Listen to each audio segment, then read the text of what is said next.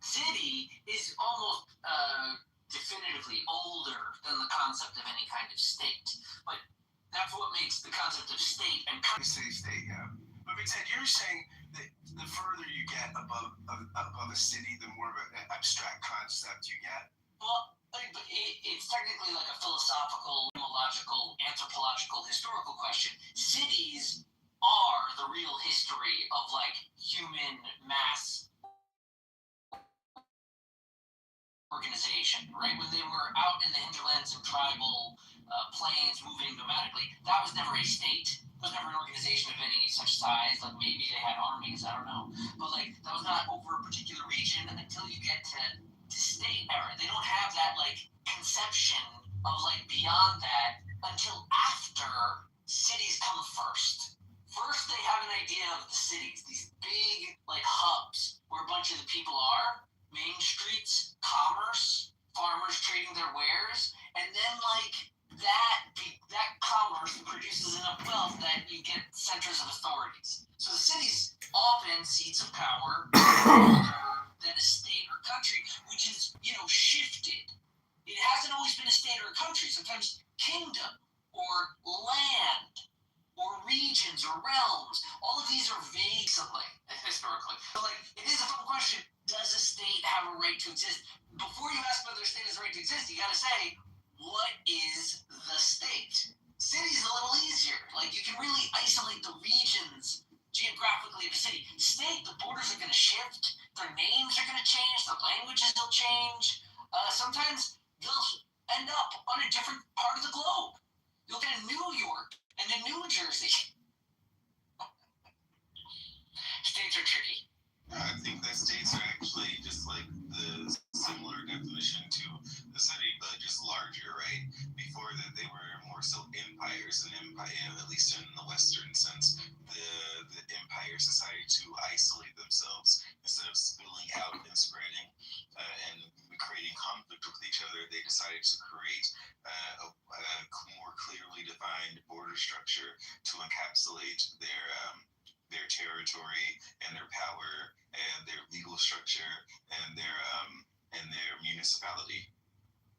Yeah, and I think, at least, that the concepts of city and state are contrasting from each other. They're both different conceptions of the development. I think city is a little bit biological and organic, harmonizing other people, and then that results in a general kind of domination over the regions nearby beyond the actual, like even if you were to define these exact borders of, say, London, you're still going to say, beyond that, this thing is having an effect on it. And you're going to say that there's some broader notion. And the state, in my opinion, is a bit of a reaction from the broader region saying, we're encompassing this city in this broader bubble so that we can have like a voice from the rural or suburban perspective. That it not just be like sort of a black hole sucking into the city, which we've seen happen in different places. Can we address what's going on in the chat? If your neighbor has guns, rockets, machine guns, grenades, and they constantly kill you with them, well, guess what the military does? They go across the border and they kill the killers. And guys like Honey, I hate to say it, but you could be a pussy. That sounds like a candidate for U.S. Congress. She doesn't have a problem with shooting and killing people as long as it's her people doing it, right? Well, see, in our world or clown world, it's called security or safety. And when violent terrorists try to kill you, you kill them first. That's called common sense.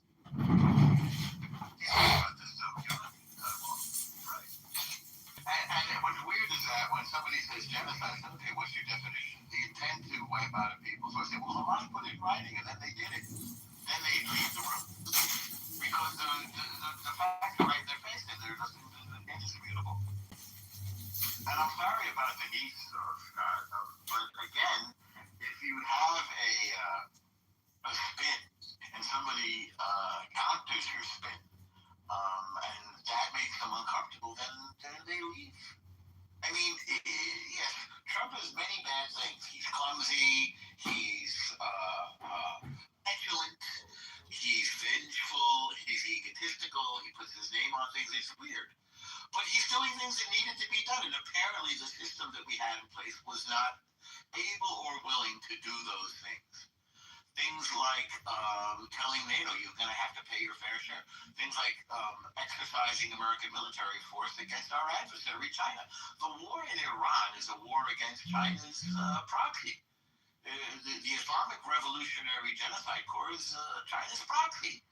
And we had to give them a big kibosh because China is watching us to see what they're going to do about the Strait of Taiwan. That's what this is all about. And it's hard for some people to think, Hormuz. Yes. Iran has tried to close Hormuz before. And to reduce this war to one narrow strait is to miss the bigger picture, which are the nukes. The big picture is the nukes.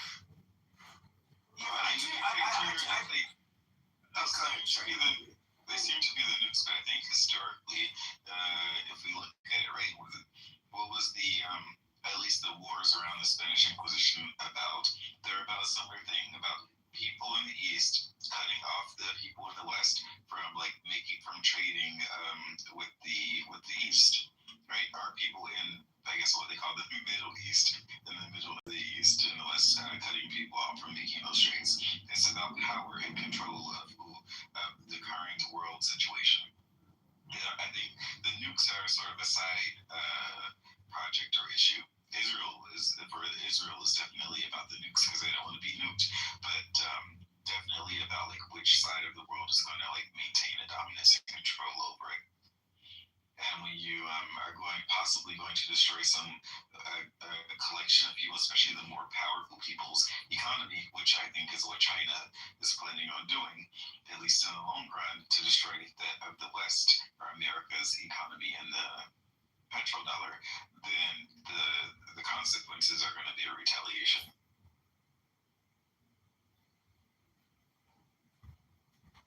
I get what you're saying, Norm. I don't think that the rationale for the war is as clear as you're making it. I think that now Bill Maher said, couldn't all the reasons that have been given be true to Josh Shapiro? And Shapiro said what he would have done differently is come on the front end and be really clear. And I think the administration has not done that. Now, you could say that's just Trump, right? I mean, he sort of acts first. And I mean, I remember that in the 2016 debates when they were asking Trump about gun rights, and they said, that you have people do sense, with gun rights. And Trump goes, I think you get the guns and give them their due process later. And that's how he thinks, right? I mean, I don't think he has a conception of what constitutional norms or rights are, or what the liberal tradition is. I mean, he's just, you could say, as you said, he's a man of action, man of destiny. I mean, that may be the case, but I don't think he understands traditional. I agree with you. Conceptions. I mean, if I remember correctly, at one point he said that he's the president, he is the Constitution. He says crazy stuff. There's no question about it. But the point is that he's doing things that have needed to be done for a long time. We should have done this to Iran a long time ago. We tried to, what's the word I want to make a verb out of? Appeasement. Appeasement. Diplomatize them out of it. Negotiate. We tried to negotiate them out of it for decades. We did the same thing with North Korea. Jason, I'm glad you're here. We tried to talk North Korea out of having a bomb. It didn't work. And it didn't work with the Islamic Revolutionary Genocide Corps. It ain't working. Meanwhile, one of the big triggers of this war was the people rising up in January. That was a big thing. And then the fact that all the mullahs were going to be in one place, that we could kick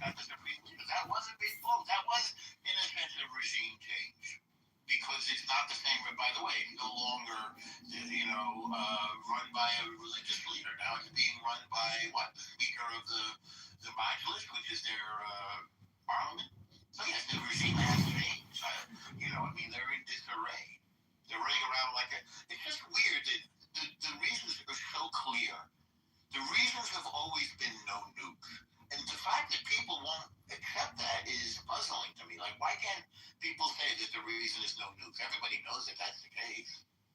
Why can't people say that, Josh? Well, it's because they constantly say Zionists, murderers, genocide, apartheid. It's because they have all the negative linguistics, but they fail to understand that if Iran got a bomb and they wiped Israel off the face of the earth, the truth is, these people who say they don't care about Israel. They don't care about the Jews. They would be happy to see the Zionist genocide state obliterated because they themselves are obnoxious, terrible people. That's the truth.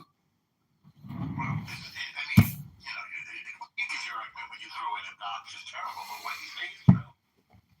Yeah, they Honestly, want to be attacked. that strikes me as a really kind of fun movie. I'd like to do a sort of found footage video within like a pro-Palestinian college campus encampment, responding to and witnessing the nuclear detonation of a bomb in Jerusalem by Iran, and then I just want to see the conversation. Well, then you get. Wouldn't that be a great Mixel, what do you think dinner with? Camera phones that are at the event? Wouldn't that be fun? What do you think dinner with Andre was all about? You didn't understand what dinner and Andre was about. So this is why you kind of makes sense. So you call them in to do an experiment, right? You say, oh, we're going to test it. And then say, hang on, breaking news. We have to stop the experiment. You think I do it like a prank on groups of people and I film the results every time? That's pretty smart. I agree with you. That's That could be done. It could be done. You're right. It could straight up be done 100 times. Okay, I would do this with you. That would make money, dude. I would do this with you. We can sell this. This idea should sell. This is a great idea. But this would not really matter to anyone who wasn't already sympathetic to Israel. It wouldn't No, make I any mean, difference. And I this is want a to classic say. example of these I kind know of what you're things that people on the pro-Israel side come up with and say that is not persuasive to anyone. Okay, and you guys put a huge amount of effort into stuff that just accomplishes nothing. It's the same thing with Charlie Kirk's assassination. Absolutely nothing. But it would accomplish nothing. It's the same thing with Charlie Kirk's assassination. It would be damn good television, and I would pay to see it. Well, politically correct in other rooms on this app after Kirk's assassination, they were gleeful, joyful, dancing, celebrating, screaming with joy. That's the same type of endorphin and dopamine response that would happen if people were informed that Israel was nuked. That's exactly what would happen.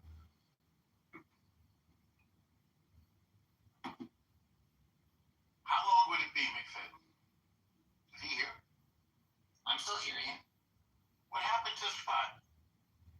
You're saying how long do you process that through the thing? Well, I was. No, how long is the film? Half an hour? 90 minutes? What? Well, I mean, I was thinking it through as a story, since it would be found footage, it would be roughly 2 hours, roughly. Wow. So, meaning you get something 30 minutes before, and then within that 30 minutes you're getting the news and settling down, and they all hanker in so that we're all just now in a room. I was thinking in terms of a movie, and then the other 90 minutes are just the conversations that develop organically amongst the group. But you're saying oh, let's do it like a prank. We'll leave them locked in a room thinking this is true for 3 hours, 5 hours. Just pitch out their ideas. You can probe them. I mean, if you're producing it, you can really just play with them.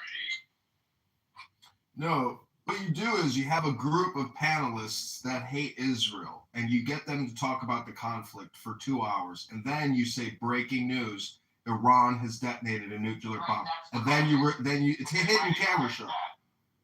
They might expect it, though. If we're already talking about Israel, then they're going to know this is a bit of a trick. But if we're talking about something else entirely, then it would come as a shock, so they wouldn't be able. Oh, yeah, we can say before you go in, people have to turn their phones in. This experiment won't allow for any phones. That's already suspicious, dude. It is, but you can come up with a reason for that. There's How a many test. take your phones away?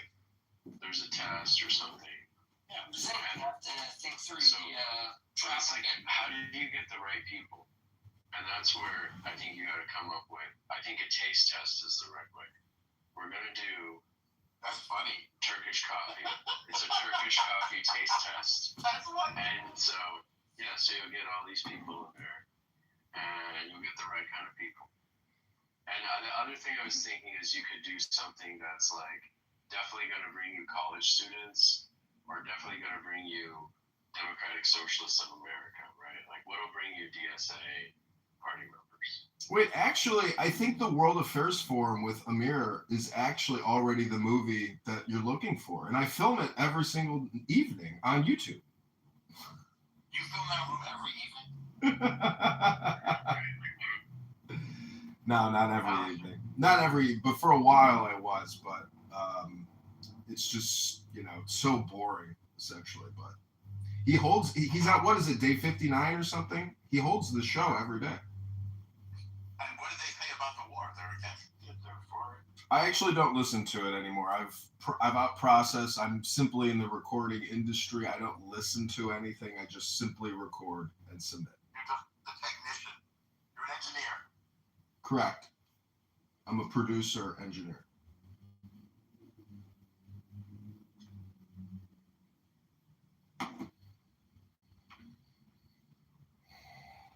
What I don't understand is why, people come in so hot on Trump and say he's a pederast and a cannibal. I mean, are they completely delusional? Like, have you seen any evidence to suggest that he was involved in any of this type of activity? I have not.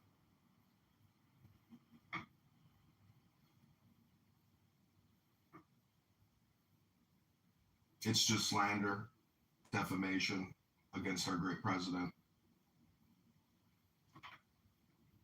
And Norma, are you familiar with the prophecy that the current Pope is the last Pope? The 112th Pope. Are you familiar with this? I feel like I've heard it. Yeah. So the whole idea is Israel got independent in 1948. But it's only until 1993 there is official recognition of Israel by the Vatican Pope. Are you familiar with this? Are you familiar with this? I've heard it. So that means the entire Catholic in US, those swing states, they don't recognize Israel. What, 3 states? I mean, there are certain swing states in US, they are full of Catholic, right? They don't recognize Israel. That's interesting. So the whole idea is this thing started about 1,900 years ago, and it is this is a blind spot for Jewish, because you're not supposed to understand anything of the New Testament and what's going on there, so you have no idea why this hostility toward you, right? So the question now is, according to the prophecy, which is around 1,000 years ago, there's this Irish bishop. He has the gift, and he basically predicted 112 Pope, the name. And according to my investigation, many believe they are quite accurate. And usually for the first 111, it's just a couple of words, but the last one is a paragraph, and that describes the current Pope Francis. And so the problem with Pope Francis right now is whether he accepts that prophecy. That means he's the last Pope. That means that is the end of Vatican once he's gone. So that is one way of thinking of it, and because he's the last Pope, the paragraph say correctly, he's the end time Pope. That means he has to accept the fact that during this time there is a lot of tribulation. Honey, you were pathetic. Just use your voice. Don't need to be a chat warrior. That means today we just saw Japan get another 7.5 earthquake with a potential tsunami, and they have already registered about close to 1 meter tsunami. Yeah, but and then there are war, right? And we already seen the war, Ukraine war, Middle East war. See how and Dave so on. uses his voice So to all these express are his signs opinions? of tribulation, and Pope Francis should accept this truth. Honey, come make This is an your end time, points. and it's not the time to preach about peace.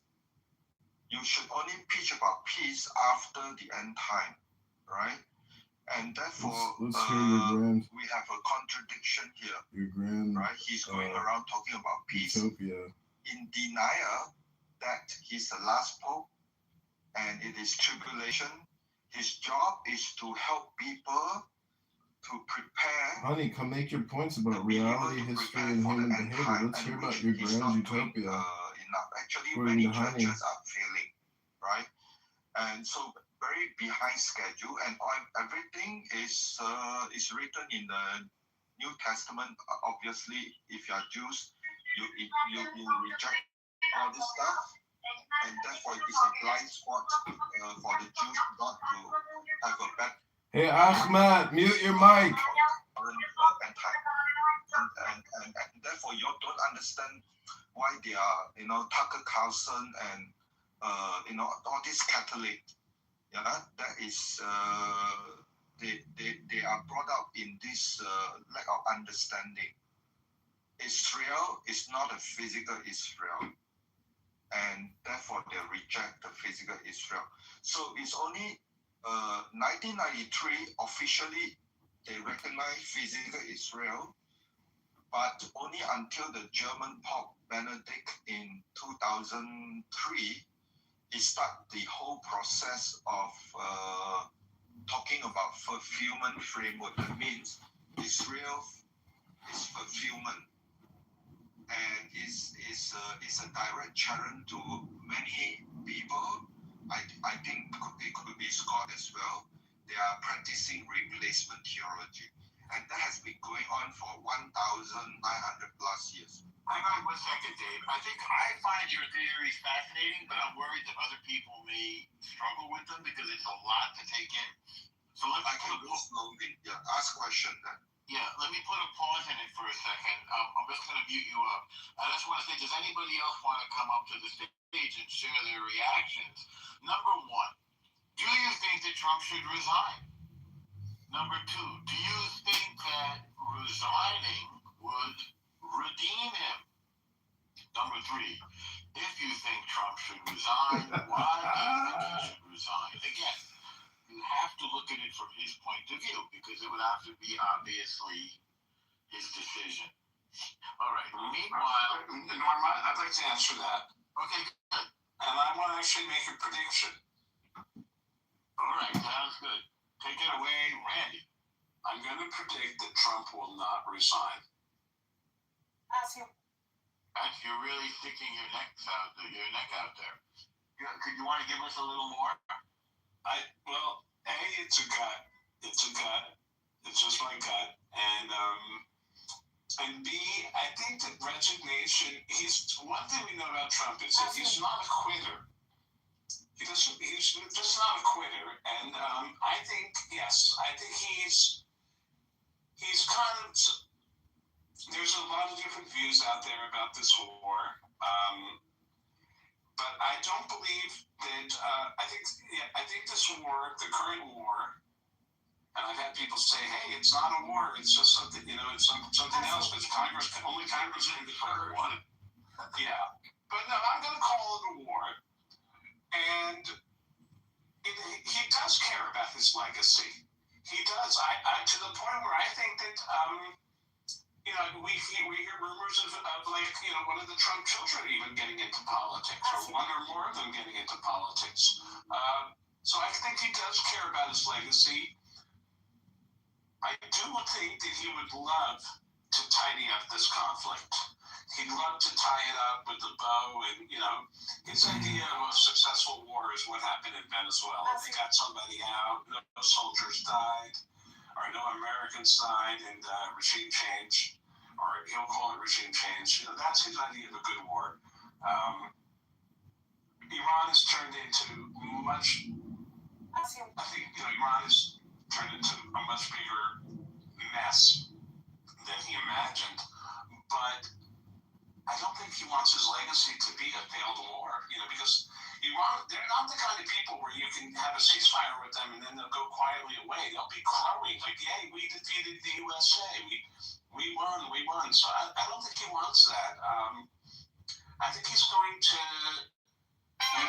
he's looking for ways to get out of this with as little mess as possible, but I don't believe that resignation is on the list of options for him. I mean, I think bombs the hell out of the Islamic Revolutionary Genocide Corps and gets out of there.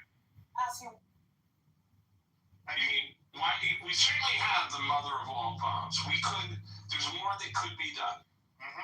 Well, he wants to win the minds and hearts of the people, of the American people and the Iranian people. He wants to be the hero, and I think he's carefully calibrating. Sure, listen, look over in Russia, Ukraine.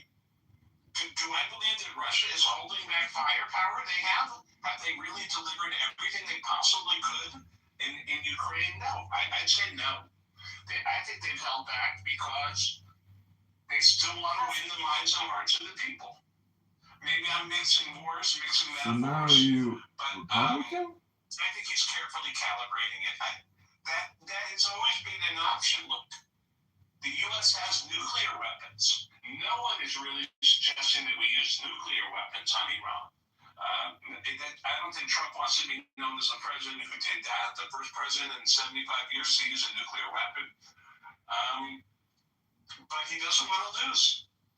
But I don't believe that of all the things that are on his list, like all of the outcomes that are being presented to him, I don't believe anyone is presenting him resignation. That he is not a quitter. Okay. So that was a sort of a spiritual redemption thing. I just want to move it around and make sure, there's a lot of people in the room. Does anybody else want to come up and talk about whether Trump should resign? Why should they resign? What would you What's that, Johnny? Johnny boy? Allahu Akbar? What he should do is, Hi, Randy. What the fucking guys? He should keep my name out of your wife's mouth. Okay? You know what, Randy? Keep my name out of your wife's mouth, sir. Okay, let's not. I don't want to scrape the bottom. Okay, listen, here's the thing. I think what Trump should do, You know, Randy means in Hindi prostitute. Randy? you seem to like saying my name. Thank you, sir. Can I jump in here? Yeah, please do. We'd love that. Okay. It would be great if he would resign, but he doesn't have it in him to resign. He will go down screaming the same way that the Islamic Republic will go down screaming. Neither of the two are willing to give an inch. Neither of the two will resign. If Trump resigned, it would be Vance. Would that be better? I mean, I think Vance has more experience, but I don't think it'd be better.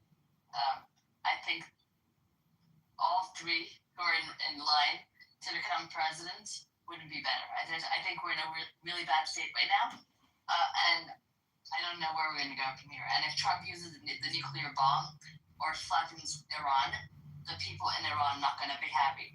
Right now, we've killed to the top supreme leaders, but now the IRGC is in charge, and they're far worse.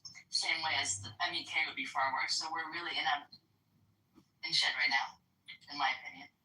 Now, you're maybe the only person this morning, one of the few people, period, who understand that previously was a theocracy, the theocratic layer, that's hard to say, the theocratic layer has sort of been eliminated, right? There was a supreme leader in the mullahs.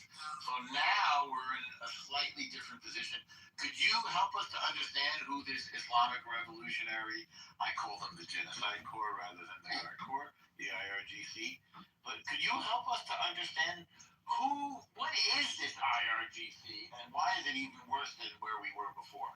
Well, I mean, I don't know for a fact because I don't know exactly. I think RS should know more, but I think a lot of people in the IRGC are not actually Iranians. Neither were the supreme leaders, but they don't give a shit. None of them give a shit about Iran.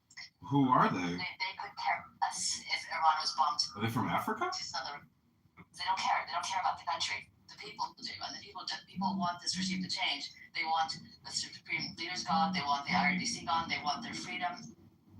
But I don't know how they're gonna feel if a nuclear bomb is used. I mean, how would we feel, right? Well, let's back away from the nuclear bomb because hi, brother. Nobody wants to use a nuclear bomb because that's going to start a nuclear war at the end of the world. So let's say we stop short of that. But we are talking now about escalating. We've moved tons of troops to the region, and Trump is governing under what is known as the madman theory. Maybe you knew this, Hope, which was originally pioneered by the great, and I say that ironically, Richard Milhouse Nixon, who Kissinger would go around saying, listen, I don't know about this guy. He's a little crazy. He'll do anything. Which is why we've moved all those troops to the region, even though the country America really doesn't want to see troops on the ground. But, the idea is, well, Trump will do it anyway. It's his last term. And Trump is capable of escalating the devastation. One second, brother. Trump is capable of escalating the devastation on Iran. Do you think we should escalate, Hope? I mean, I think the only way we can get rid of the people that are there now in charge is to have troops on the ground. I don't think bombing the country is the way to go. All right, now hang on, because Kaz wanted to speak, if that's okay. I'll just move it around. You seem to have something. I put you on the spot too, which I apologize for. Kaz, what do you have to contribute? Why should Trump resign? Why would the greatest president in American history resign? That's one. Two, there's talks that he's running a third. If he says it, I believe it. You know what I'm saying? And three, the 2020 election was rigged, and they about to do So, something. Kaz, you love Trump, in short. Yeah, I fuck with Trump. And now, is it fair to say, may I be so presumptuous to say you might be an American black man? Yeah. All right. Okay. Zygazan. And tell us, why, as an American black man, you love this guy? Because I'm not just like most dumbass, stupid ass black people that don't know shit that just want to be a victim all day. And I was born in Haiti, so I don't think all these vaccines, they shoot my mother with all these vaccines, clogging my brain, judgment and shit. But yeah, I fuck with Trump because I see the good shit he's doing. I'm logical, so I resonate with logical people. Why wouldn't you need an ID to fucking vote? What sense does that make? If somebody doesn't like that, then those people probably cheat and try to cheat during the elections. Why would anybody like closing the borders or just doing what we need to do? Fixing Obama's bullshit mess. Giving Iran money, giving Iran money and shit with Hillary Clinton's uranium bullshit. We didn't give Iran the money. We gave Iran the money that belonged to Iran. It didn't go to the people. It went to the government, but it's money that belongs to the Iranian. Listen, here's the thing, right? It's hard to tell. People love to say that it belongs to Iran. Bro, it's like that's the most. Dude, I'm Iranian. That money belonged to the country. It belonged to the people. Listen, bro. If I have money, bro. If I have money, right? If I have $100 million and I owe you money, and you're talking about you're gonna kill me, right? It wouldn't be best to give you the money, One, and plus the thing you don't understand about this deal is these people got funded back the money, so they paid Iran money, and Iran just paid it back under the table just to pay corrupt government politicians, bro. Y'all don't know what's really going on. You know what's really going on? Yes. I don't know. You don't seem to be able to speak very eloquently. I'm just distracted right now, but if you think that, if you think what's going on a surface level is what's actually going on, you're somebody we call sheep. You guys believe in surface level. You guys always believe in the story you're being told, but have no discernment to understand what's actually going on. And I really, you people people should stay out of politics because when people argue with you guys take something like, oh, it's a race. Are you people? Yes. Do you mean white people? No, just any. It doesn't matter the race, bro. I'm not talking about race, bro. It don't matter the race. It's anybody that, for example, oh, we owed Iran that money. You'd have to be a dumbass. We didn't owe them the money. Oh my It God. is oh my God. That means we owed them the money. That means we owed them the money. No, What are you correct? No, it's money that belonged to them. So that means we You owe don't seem to you the understand. money. That means we owe you the money. If you want to play semantics, we can stick on this point. That means I owe it to you. If it belongs to you, I owe you that money. That's what that means. We speak English, don't we? I speak English much better than you do. See, you're in competition. I'm not in competition. All right. Let's keep it really friendly and true. Right. Like she's like I hate to everybody. Hope is my friend. I hate Hope is my friend. Clubhouse because Hope needs some more fucking Hope because I hate women on Clubhouse because they're always feminists and they always think that. I'm not a feminist. They always have to. Let's talk about it. Like we see how I'm talking about Iran. See how I'm talking and she's talking about we're talking about Iran, but your friend Hope keeps talking about the way I speak and how she's better at speaking. All right. Please don't do that. But be nice. Be mature. But these people always think the surface level shit is what's actually going on because they have no discernment and judgment to actually figure out why these things are happening, why Trump says it that he says, why does Trump joke around about Obama and Hillary Clinton being arrested, why does Trump always criticize the deal Obama made with Iran, why? And they think that everything, they think they're told everything. You guys are not told everything because you guys are idiots. So you guys have to believe the surface level shit. But Cash, have you been told something that we don't know? I've done my research on things that I know are facts. It's called intuition. Yes, I know a lot of things that people, well, I would say you don't know, you just don't want to believe because the government didn't tell you themselves, right? Or there's not a .org link behind it, you know? So there's a different type of people out here. You know, some people just need that .org or they need to hear it from CNN and they don't understand what they're being lied to. I can't argue with people that don't understand they're being lied to. I'm Iranian and I grew up in politics. I'm Iranian and I grew up in politics, so I think I know much more than you do. Yeah. See, people that grew up in politics, I don't know what analogy to use. It's just y'all don't know what's really going on because you guys are getting lied to by the people that are right next to you. You know, they're not telling you what's going on. They look at you like sheep. Oh, but they tell you. They tell you. No, the information is out there for anybody that wants. Hope, he has an opinion. You know that, right? Like, it's his opinion, Hope. I mean, you don't have to actually attack him personally. I didn't attack him. Your tone. You're getting upset over my I'm opinion. not upset at all. I'm just saying, you're saying we're all idiots. I'm sorry. You're an idiot. You want to She's not attack my idiot. You want to attack my point. Okay, let's not do that, guys. That's very low level. Let's go high level now. I want to move the mic around a little bit. NPC, non-playable. And Cass, thank you for your contribution. Hope, thank you as well. But let's have no infighting, you children, or I'm going to have to stop the car. Don't make me stop this car. All right. Non-playable character.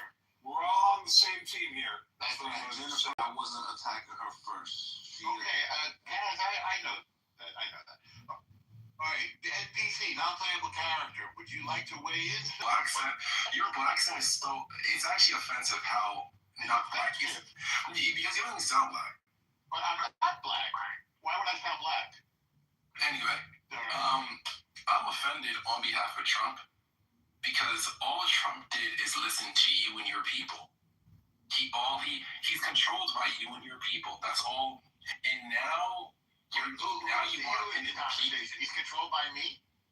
Yes. If the Jews have an issue with him, then who?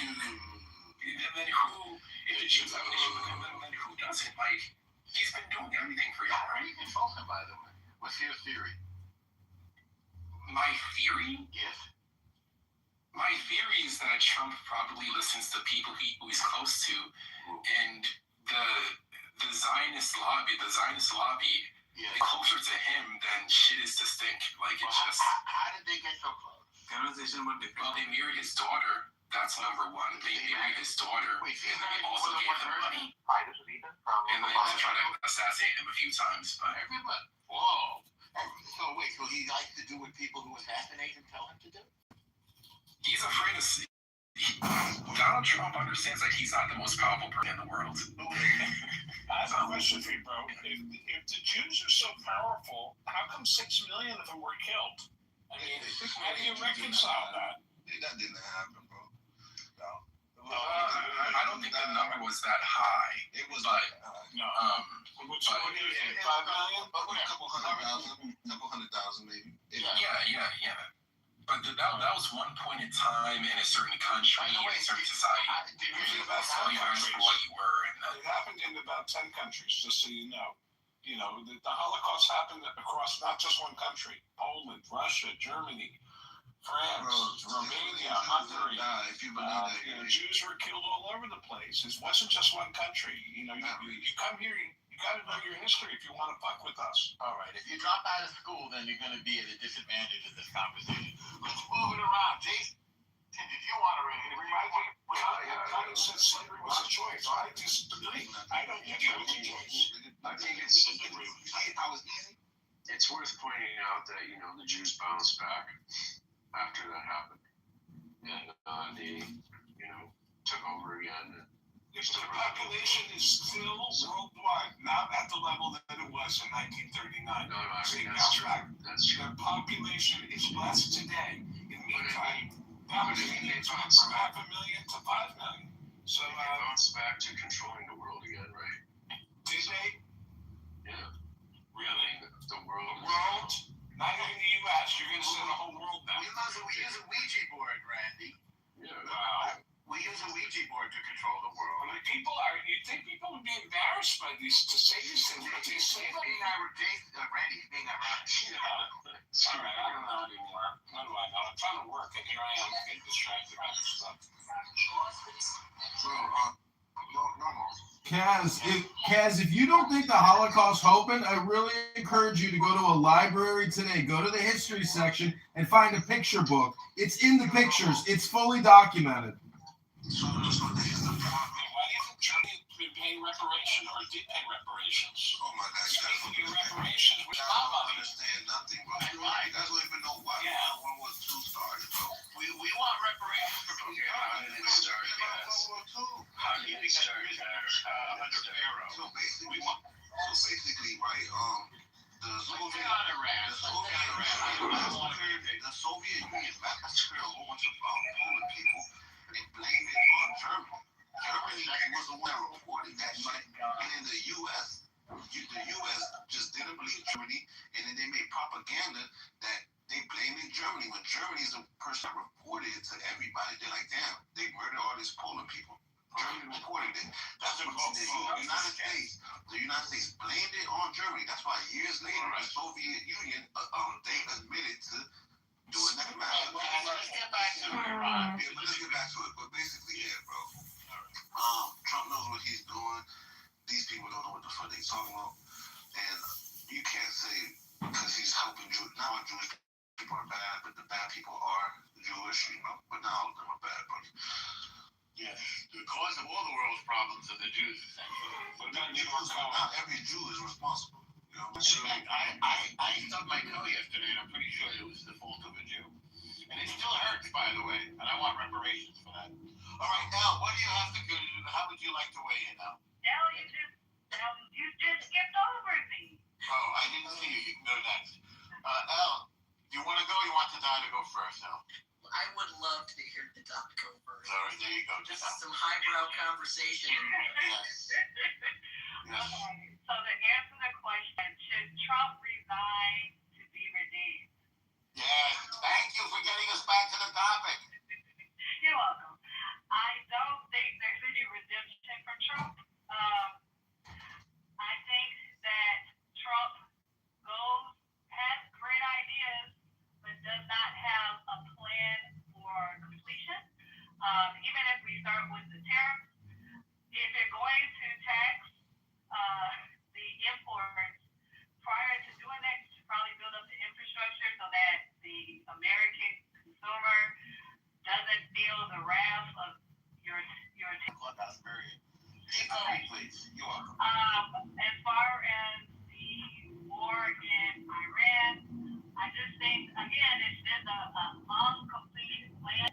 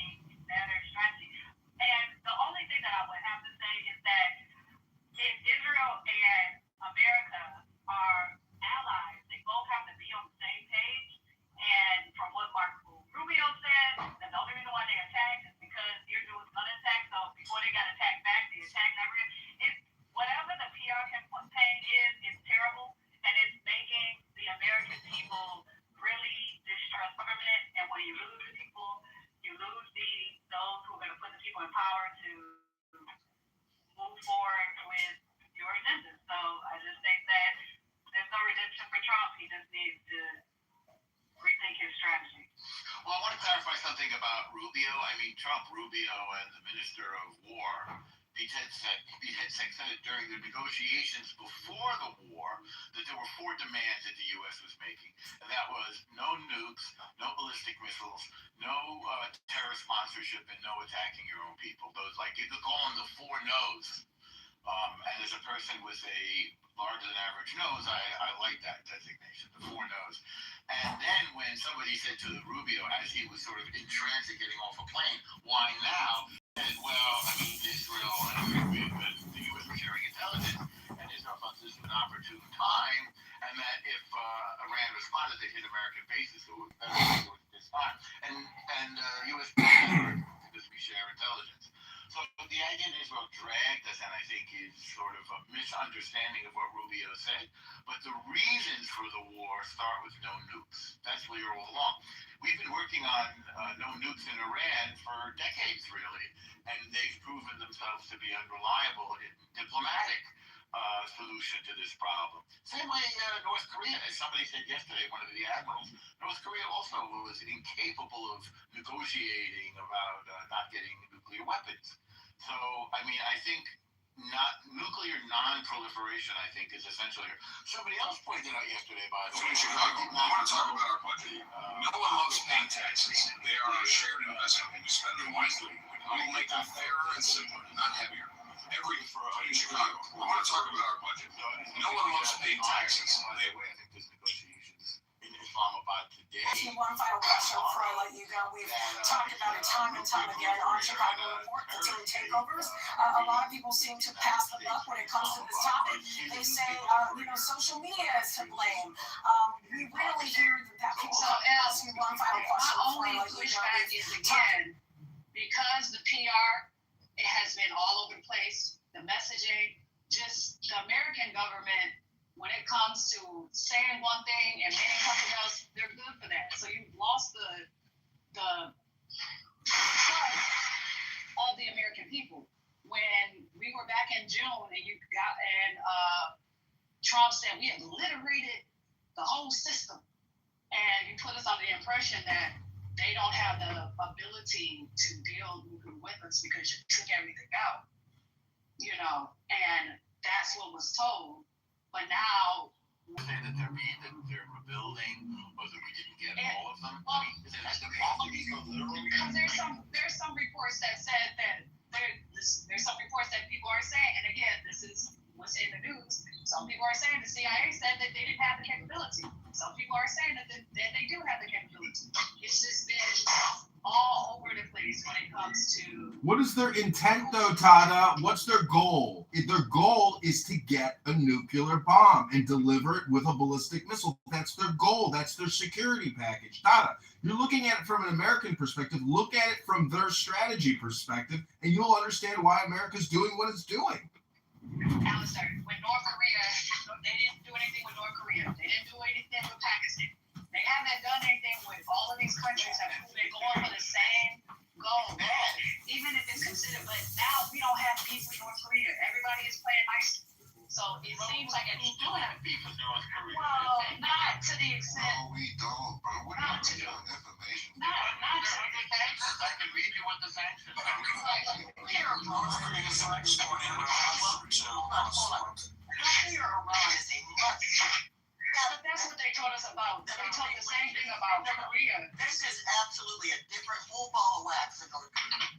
No, they told us the same. I don't know what y'all been listening to, but they told us the exact same thing about North Korea. They said North Korea cannot have a nuclear. We haven't heard from Elliot. Can I just comment one thing on here? Comparing North Korea with nuclear weapons in Iran are two different balls of wax. North Korea quite literally wants to be left alone. Iran wants to bring the end of time. Do you understand the difference? We're talking about religious fanaticism. They will murder 40,000 of their own people in weeks to this end. It is not the same. I'm wrong. It's war weary from Afghanistan and Iraq, and it's much more skeptical.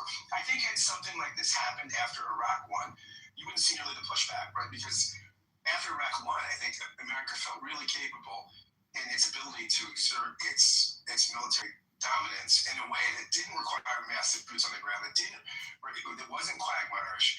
I think after the debacles in Afghanistan and Iraq, the second Iraq, I think to get the American people behind stuff like this, and when you look at the polling, this is not popular, you just got to be that much better at messaging. And maybe you shouldn't have to be, right? Maybe people should be less emotional. Maybe they should have more rational memories, but we don't, right? And so I think this is what the limits of Trump are. And as Norma said, he's maybe the man of destiny and things, but when you message poorly, when the reason constantly changes, it doesn't seem urgent. It seems chaotic. And I think that the administration has some responsibility for that, to clearly communicate and rally the populace that's, again, really skeptical of intervention. And part of the reason Trump was elected was because he ran as the guy that was not interventionist, right? Twice. And so, and you can change. Yeah, but Iran has always been on his radar, in particular, and every administration before him. This is I'm not denying it. This is brand new. That's the trouble. You've got to be persuasive, and he's not persuasive, and that's part of it. I also think there is a faction of people that, I mean, he could end cancer, and they're good enough. I really do. I mean, sure, but the problem numbers. But Iran has always been our enemy. I'm not denying any. I'm not denying any of that. But I'm saying that if this is something urgent, and you're committing possibly the lives of Americans, you've got to be persuasive. And it sucks that because of other things you say, it's harder for you to be persuasive. And it sucks that you've got to be persuasive on something in a context. To not rely on people coming to their own fucking senses. Scott, there's no persuasion in war. There's no words of persuasion that can bring up people to go to another city to go kill large groups of other people. There's no way to persuade people to do that. But that's what leaders do. That's what presidents do. That's why he was elected. He is the solution to a lot of problems. He is strength embodied in his philosophy. And the truth is, that's the way the cookie crumbles, and a lot of people just don't like reality. Hate to tell you the facts of life. Hello? Hate to tell you the facts of life. Hello? First of all, there isn't any way. Americans are dumb, but they're not like. They can still breathe and they can still go outside and they're still. Well, let me land with the idea. I want you to go on from. I just want to mention you made a Marvel Comics reference, What in the Sam Hill. I think that's very cute. Am I right about that? Yeah. Oh, beautiful. Okay, that's all I wanted to know. Yeah, you guys know media. That was a little trickery. I'm the only one who got that, but go on, and I can speak to that. So what I don't understand is that it seems, and I've been watching you guys ever since we use those B-2 bombers, and if you use the bunker. Watching you guys? You mean you're looking at the news? I thought that after we used the bunker busters, you guys would be happy, but no. After we used the bunker busters, I went into y'all's rooms, and y'all were talking about regime change. I was like, what the fuck? So I'm listening to y'all, and you're talking about messaging. What I've understood messaging to actually mean in this climate is, what lie do I need to tell to convince people to do the thing that's not in their best? What lie? How do we lie to make people? There's no lie that you can tell the American people to justify a war that fucks up. There's no lie that you can tell the American people that are going to make the American people, both Republican and Democratic independent, okay with increased energy prices for things that don't benefit them. There isn't any type of messaging that you can use that's going to, because Iran isn't close to a nuclear weapon. So what excuse are we going to use now? What excuse are we going to use to fuck up the world's economy? What excuse? According to who? According to reality. No, according to who? Americans are not going to believe lies so that we can justify fucking up the economy because Israel wants to do stuff. With you. Israel. You are nobody. You're making up. Hold on, Trump is in a position of power. Why you got that? Trump is in a position of power right now. Proliferation of AI, science, and nuclear come-ups. They all say the same Science and Islamic terrorists and destroyers and US and nobody understands what cannot it be is. allowed to exist. Right? Or This is the It's like Americans, not like crazy. This is the missing messages. Why? Because to understand that, it requires a lot of understanding which the media fail to deliver. Both sides, Fox News and the Democratic side. Nobody talk about this. This crazy religious ideology that distinguish North Korea and Pakistan from the Murrah regime. Point. Period.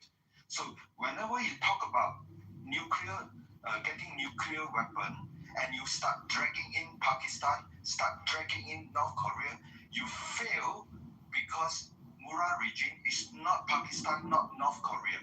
Since 1979, they only have one mission: to drag the whole world into chaos, and that's what they have been doing. And Fox still fails to deliver that, and Democratic media refuse to talk about that. That would mean their entire political correctness will crumble, right? So this is where we have to address. Interesting. Does anybody want to respond to Dave? Dave is saying that the Islamic Revolutionary Genocide Corps, who declared war on us in 1979, took over our embassy, has been trying to drag us into war from the very beginning in order to, and I will add to this, Dave, in order to bring about the 12th Mahdi, which is like a Messiah, who is the hidden imam. Does anybody want to respond to that? No, they don't even know what you're talking about, but they want to respond. They don't.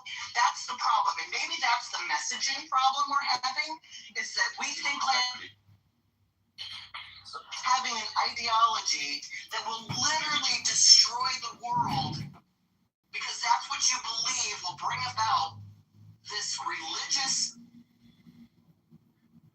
Americans are trying to be rationalized. They don't want nuclear weapons. They're not trying to do this bullshit shit. Listen to their own words. They're not lying to you. They admit to having 60% enriched uranium. Outside reporting agencies say they have 60% enriched uranium. Now we want to get on as Americans. We're like, no, they don't. According to what? Your own fantasy? No, but we got, okay, so I am an imperialist as well. I agree with what you're saying, but the issue is that you're so biased you don't even realize that you're lying. That's how, like, what the fuck are you even talking about? Let me tell you the manipulation that you're undergoing. But you think So do you think their own words are lying? Their own words. You're not. No, the thing is that you're actually. You literally don't know what you're talking about. I do know what I'm talking about. Can I disagree? Hang on. Wait, both of you, hang on. Let's not make it about the person. Let's make it about the content of the argument, okay? I think that I'm speaking towards the argument. I don't know this lady. I'm saying that what she's saying, there's no narrative where what she's saying. Do you understand their theology? Can I tell you why? That's just a basic question. Wait, can I tell you why? That's a yes or no. It's not a yes or no, because I just really want to. is. I just want to be. Do you understand what their motivation is? I just want to be able to tell you the reason why I disagree. And then do you understand the reason why I disagree with what you said and why I feel like what you said is manipulation, and it's not even coherent based on a mainstream. All right. So that's not mainstream. A year and some change ago, I'm saying the reason why I disagree. I just want to be able to land facts over feelings. A year ago and some change, they said that they were enriching uranium. I think that they were enriching uranium. There was other evidence that they were enriching uranium.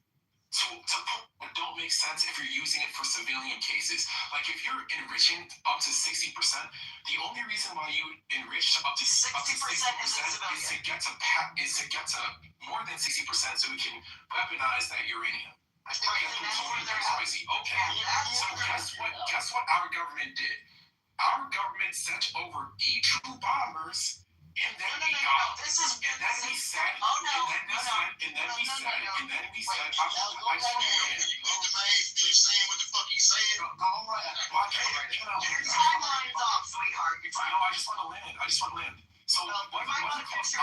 midnight What's your storm. timeline? It doesn't matter what the timeline is. It definitely matters. So how are the Iranians? Why can't we just bomb them in? If they're back at, let's say that they're back to where they were a year and some change ago, or less than a year ago. Okay, let's just bomb them again. Why does it require a ground invasion? We haven't done a ground invasion. Why does it?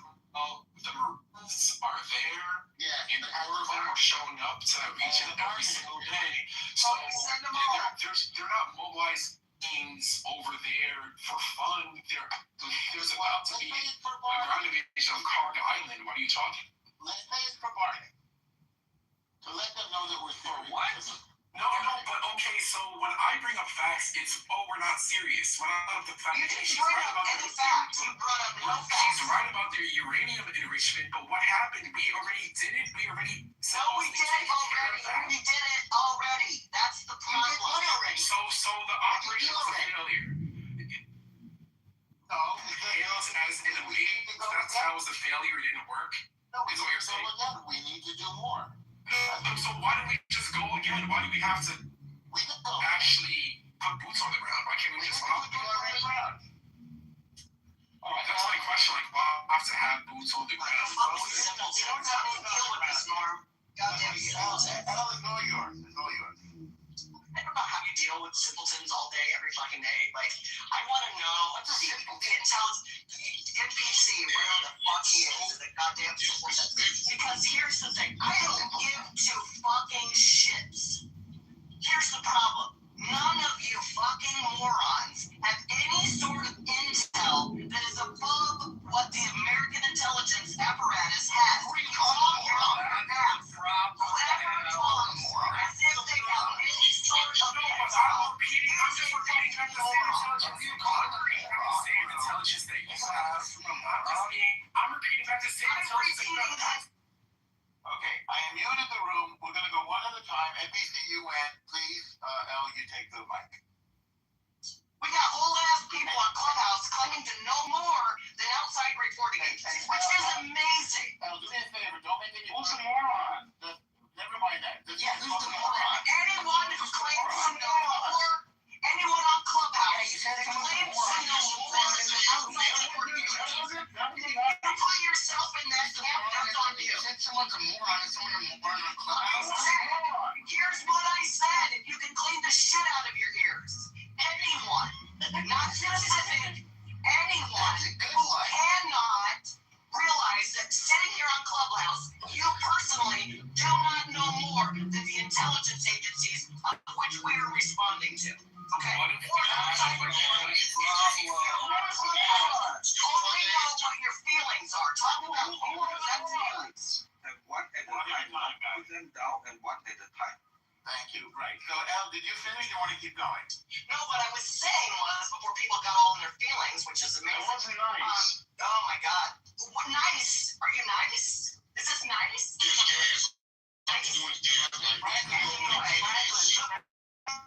Franklin, go after her, okay? You know what they do or don't have from a Clubhouse perspective, sitting on your ass or going to work, or you don't know shit.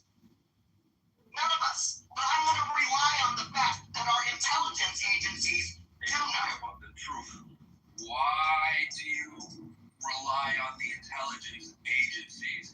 They are lying to us all. Based on what? Based on what?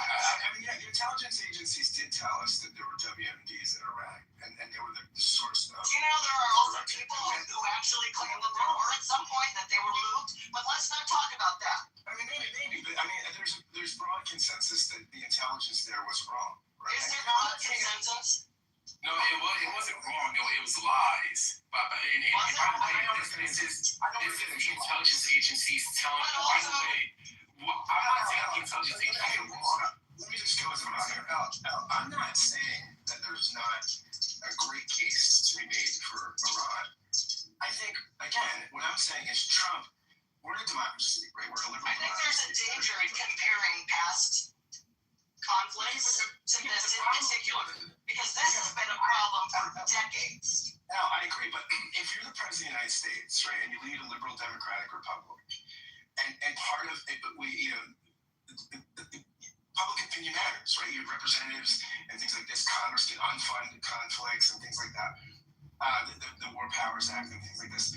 And you do an action like this, and it might be the most urgent conflict in the past 30 years, but you do it in light of two significant conflicts in the Middle East that were broadly perceived as failures.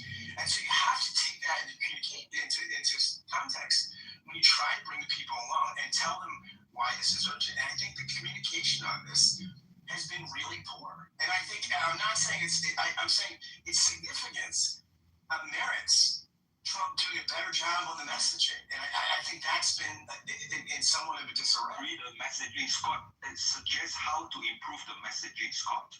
It is a very complex. How do we improve the messaging for both Republican side and the Democrat side, Scott? There's so many. Let me shut up. Well, here's the answer. I think Franklin wanted to go after you, Scott. Go ahead. Franklin, did you want to go? Thank you. I want to first say good morning, ladies and gentlemen. I want to apologize for my outburst a little earlier, but it's so the topics we speaking on now are very touchy subjects. We have to realize, okay, now I'm a Muslim. Okay, now I've been practicing Islam since 1991. Assalamu alaikum, brother. Wa alaikum salam wa rahmatullah. So what now from my perspective, my personal perspective of what it looks like Israel, the Jews, the so-called Jews, and the U.S., the so-called Christians, are attacking the Muslims. That's what it first looks like. The so-called Muslims, you mean? Well, okay. Holy war? Okay. Cool. All right. Now let him go, please, David. Franklin's I'll ride with it. But we have to realize that even back in the 70s, it's always been something with the Middle East and the U.S. It's always been something. They have always labeled the folks in the Middle East as terrorists. That's a known fact. But we don't see them over here attacking the U.S. It's always someone is invading their territory. But so-called Franklin, you know about 9/11, right? Of course I do. Okay, well, I mean, that was done by so-called Muslims. Okay, but check this out. Now, and I'm glad you mentioned that, because to show you how I'm glad you're glad. Yes. So, to show you how that was some bullshit. So, the government said that they didn't know anything about it, right? That this was supposed to be a surprise attack. How come the planes went into the towers that all the Jews had called in sick from both buildings? Well, they all the Jews. You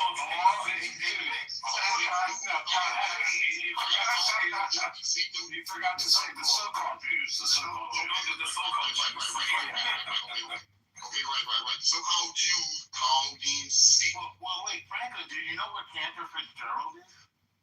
Who? Cantor Fitzgerald. They're an accounting firm. Interestingly, the former CEO of Cantor Fitzgerald is in the Trump cabinet right now. Cantor Fitzgerald is a accounting firm. You maybe can tell from the name, Cantor, that it's made up largely of Jewish people. They were on the top floor of the World Trade Center, and they were all wiped out, including the brother of Harold Lutnick, who is now in Trump's cabinet. So it isn't true that all the Jews called in sick. In fact, Jews were one of the main victims of this terror attack by Al-Qaeda. And We should keep saying so-called, Norm. I'm sorry, So check it out. The denier. But what's the point of repeating facts to a person who doesn't operate on facts? Okay, all right. Now check this out, man. If you watch Dateline, 2020, and all this stuff here, the amount of footage that they had. If this is supposed to be a surprise, why did they have all this footage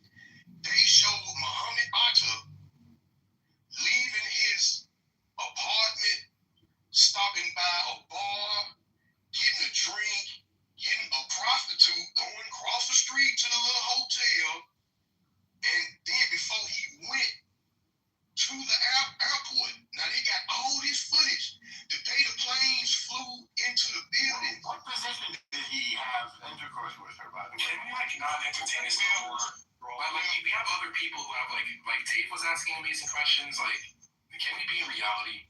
Yeah, can you be in reality? If you don't, we want to get back to Iran. Should Trump resign? Should Trump resign, Franklin? I would happen to say yes. I feel he should resign because he's a loose cannon. I agree with certain things that he's doing, but not all of them.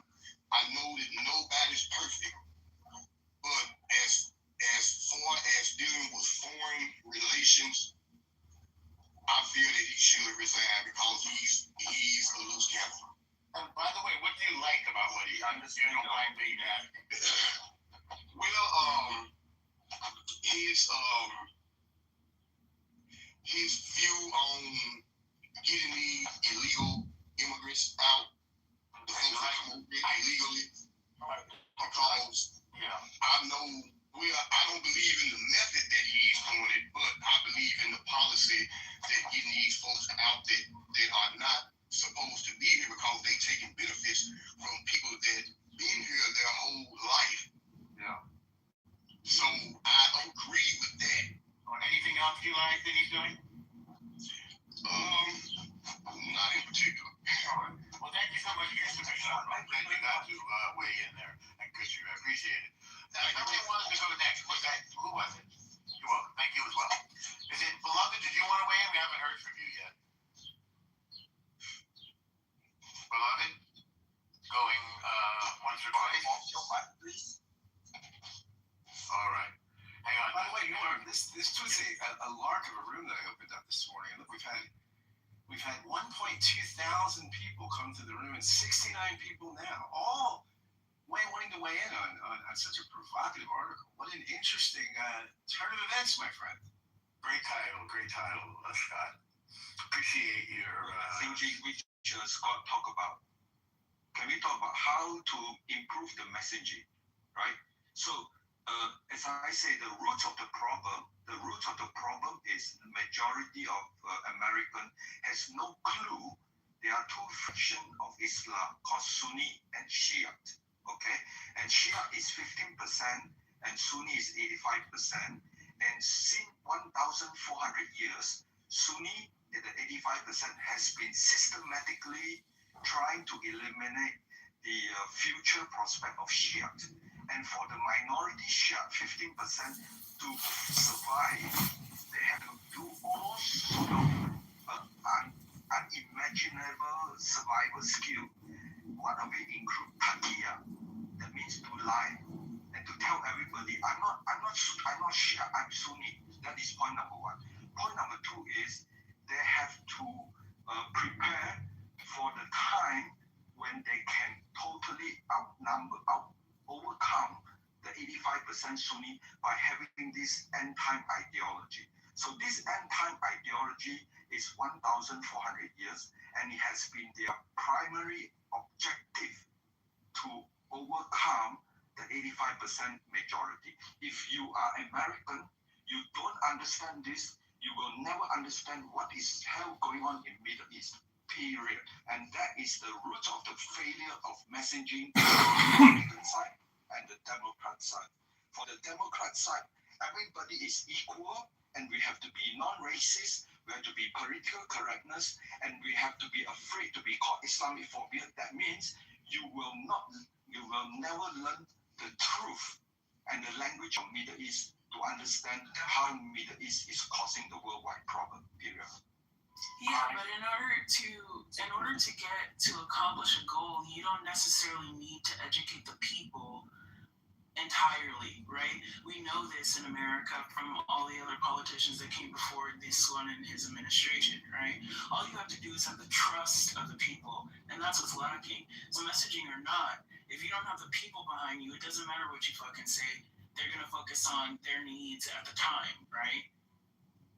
Yeah, but Xerxes, welcome to America. Yeah, Sunni, but he's talking about what the American people will do and support, right? But part of gaining support is having the American people understand why we're even there. And that is lacking. I don't know how that gets out. I honestly You can't influence our mostly because we are so divided that people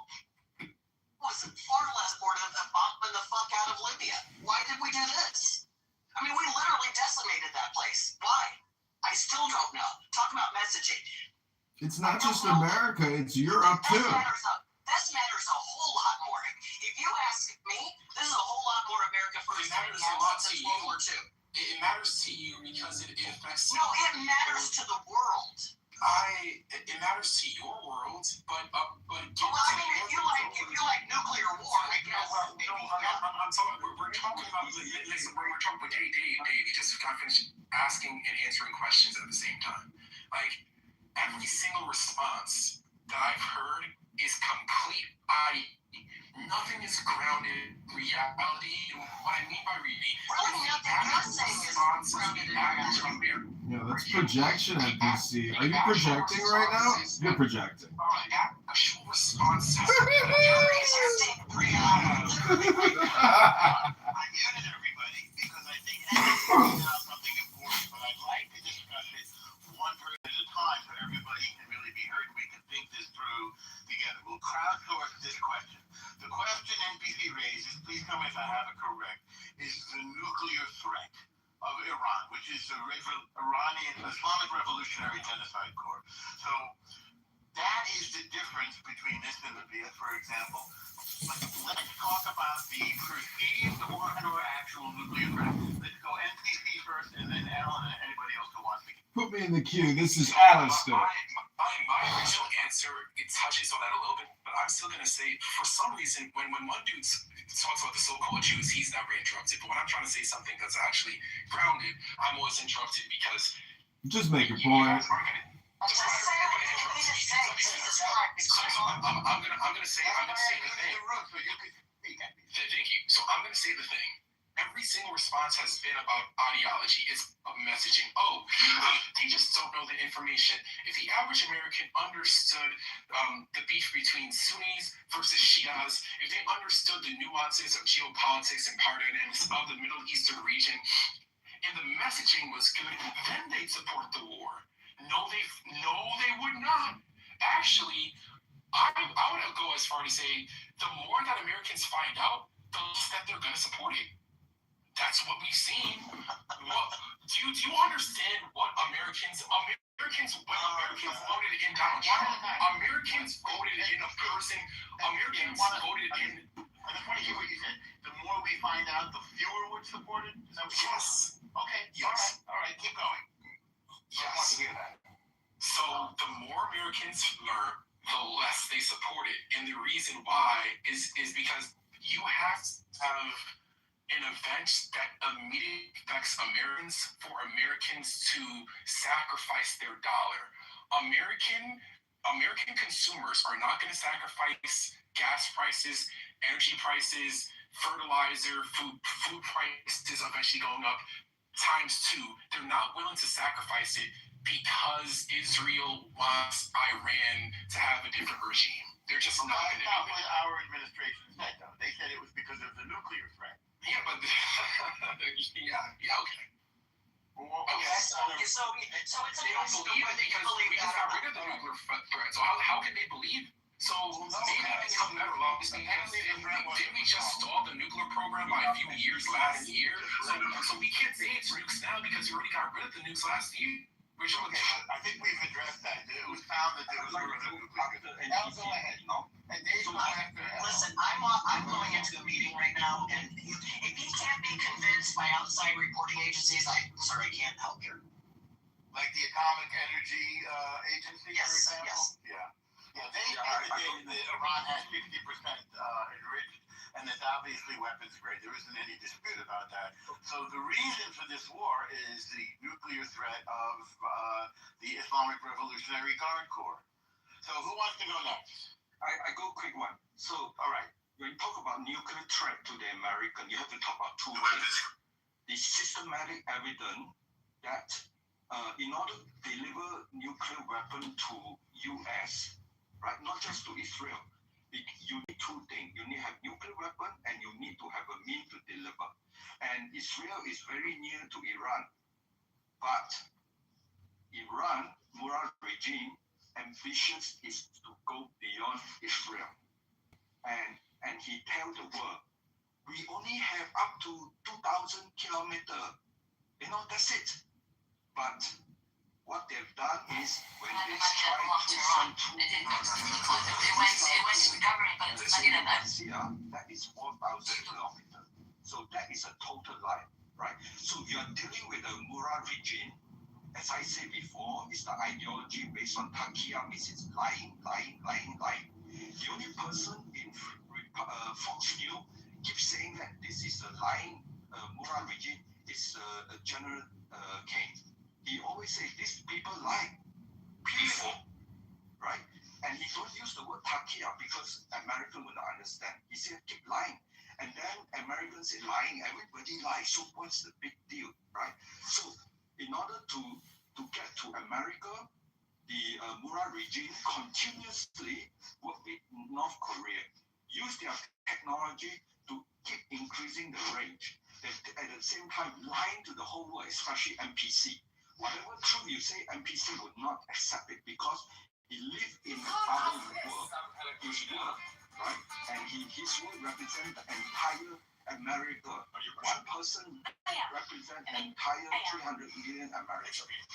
But that is not the whole world. The whole world is 8 billion people. And they all can see the truth. The day when Murad regime delivered 4,000 kilometers, the world wake up. Because 4,000 kilometers means it will reach the entire Europe. And then, if you look deeper, how long does it take for Murad regime to increase the range to reach New York, to reach range to Washington D.C.? That is where we need to stop it, right? So NPC live in the bubble world. This is total lie. Okay, that you live in I live in Texas. We don't care about foreign wars. Right? When you tell the truth, they will totally get very angry, and that is a symptom of indoctrination. Period. So Americans, they are tired of being lied to. So first of all, the whole entire nuclear proliferation thing, that worked last year. And it might be able to work again. We haven't seen evidence of it working. Let's talk evidence. I'm not thinking about what I think. We're going to look at the polls. We're going to look at why the Republicans probably won't win the midterms and the Republicans probably won't win re-election. Got it. Moderators, I'd like to be put in the queue. This is Alistair. Put me in the queue, please. They do not like this on both sides. Okay, so Alistair, answer me this. I'm not answering your questions. I'd like to make my own independent submission. Thank you. No, I don't. I want to read Winston Churchill quotes about Mohammedan law. Thank you. That will be my submission. Yes, please. So I'll be very quick. Everyone keeping I'm projecting. Everyone says I'm and by everyone, a few people. See how that works. It turns out when you look at the polling, the one single thing that Donald Trump did to fuck up his base, it isn't lying to them about the Epstein files. It isn't a bunch of other shit. It isn't like deporting a few U.S. citizens mistakenly. I'll give him that. It's this war. This war is the single worst thing that he's ever done to his own base in terms of his approval rating with them. The majority of the American people do not like this war. It's not my opinion. Hang on a second. According to the polling, this was done by CNN. Only 6% of his base are against the war. That's what they found. That's not true. And by the way, I voted for Trump in 2016, so I voted for Trump in 2016. I don't even look at CNN as a reputable source. So, yeah, but that is that 6%. Norm. Yes. You were you born in America? Yes. You understand America. The average American, if they're going to choose between gas price, oil being $200 a barrel versus America not doing a regime change war, which do you choose? First of all, a regime change war is not even working. It's not even like we got it. We changed the regime and then we're dealing with the consequences. We got it there. We tried to change the regime. We failed and we're still dealing with the consequences. It's not like we won. Well, my answer to you is I'm from New York. I don't know if you consider that part of the United States because sometimes we feel different. But I understand the importance of a non-nuclear Iran as an American. All right, so Alistair, it's your turn. Did you want? Yeah, these are the quotes. These are Winston Churchill quotes about the dangers of Islam. How dreadful are the curses which Mohammedanism lays on its votaries, besides the fanatical frenzy which is as dangerous in a man as hydrophobia in a dog. There is this fearful fatalistic apathy. The effects... Please wait till I'm finished. The effects are apparent in many countries. Improvident habits, slovenly systems of agriculture, sluggish methods of commerce, and insecurity of property exist wherever the followers of the prophet rule or live. A degraded sensualism deprives this life of its grace and refinement, the next of its dignity and sanctity. The fact that in Mohammedan law, every woman must belong to some man as his absolute property, either as a child, a wife, or a concubine, must delay the final extinction of slavery until the faith of Islam has ceased to be a great power among men. Individual Muslims may show splendid qualities, but the influence of the religion paralyzes the social development of those who follow it. No stronger retrograde force exists in the world. Far from being moribund, Mohammedanism is a militant and proselytizing faith. It has already spread through Central Africa, raising fearless warriors at every step.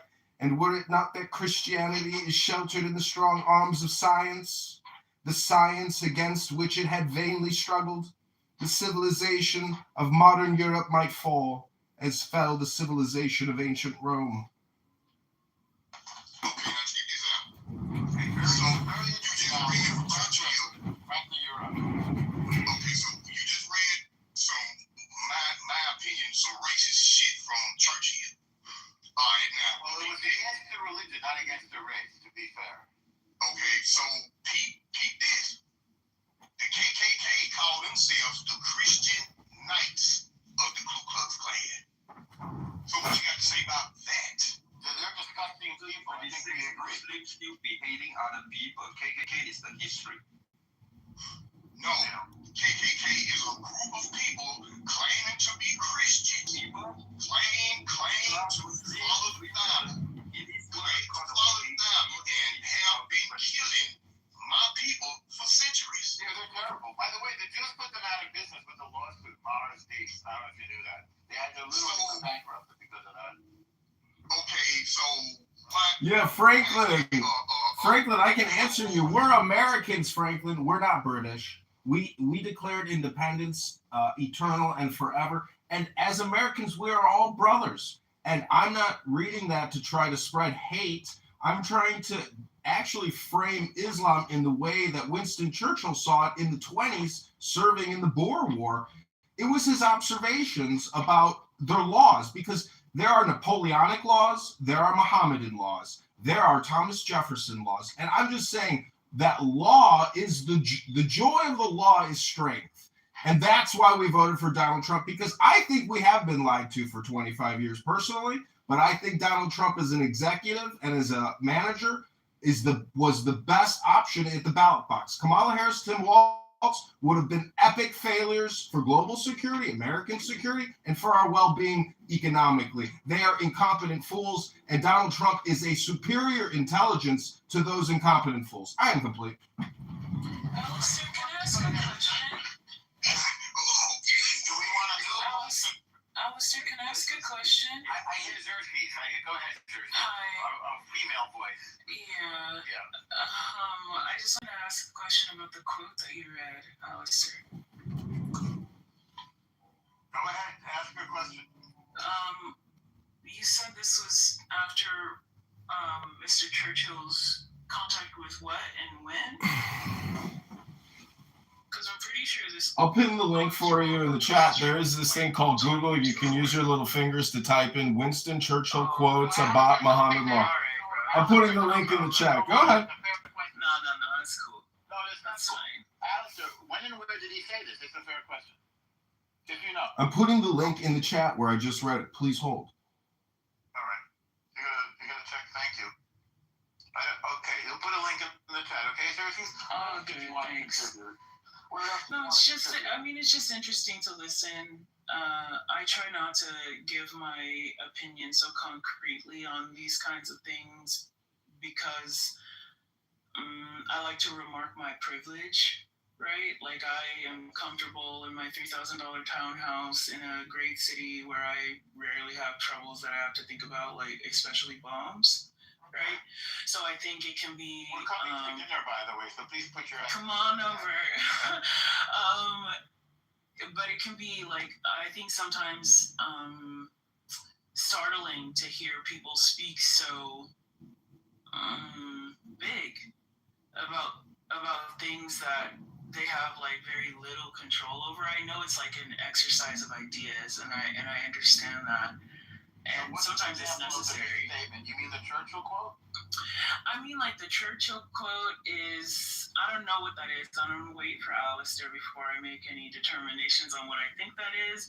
But, like, you know, statements from, like, people like Dave who, you know, don't live where I live and maybe are under a different amount of pressure to think about these things versus, I can't remember what the woman's name was who went to a meeting.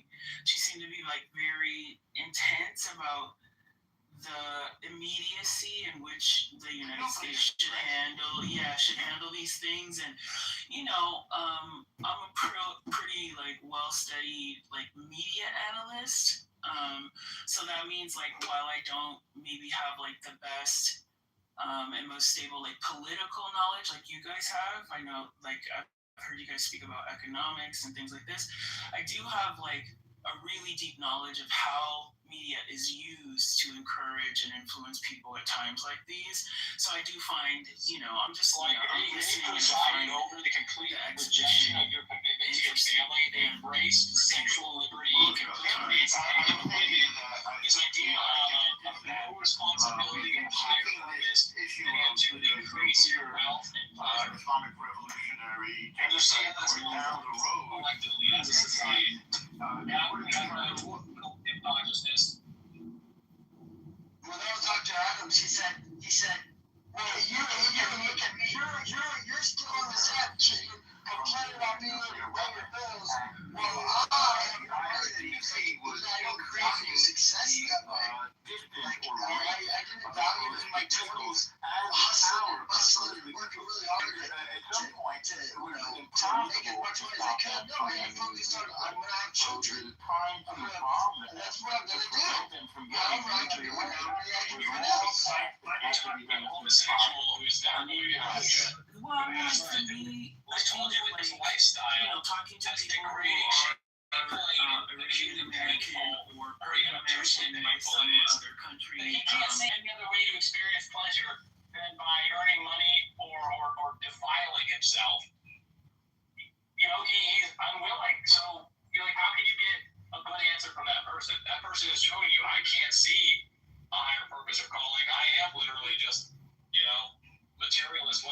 It's often like a last resort when you've already failed as a parent, where you've created such an spoiled, entitled, and stuck their development.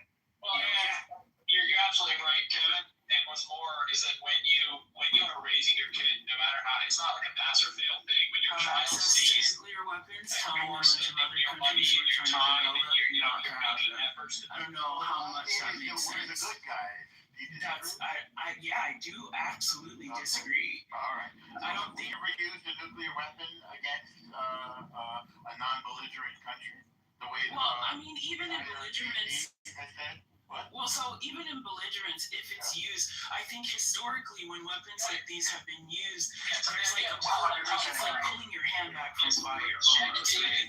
When you're like created is such a, that's why my wife and I have talked specifically that, like, it's such a boomer mentality. That's why I say total boomer death. Like, these fucking boomers, this is what their children inherited. The baby boomers and Gen Xers inherited this idea that your kids need to be kicked out as soon as possible. And I thought that's wild because every single time, you know, I found someone really highly successful I was able to talk to, I mean economically and familially, where they had a big family and their family was, you know, visiting them and they all had healthy relationships. You found out that the people with the most money in that relationship were always an older generation that had developed a rigid familial hierarchy and considered it a pleasure to confer monetary advantages, emotional and time advantages on their offspring. They wanted to take the kids. They wanted to take the grandkids. They wanted to treat their children and their partners.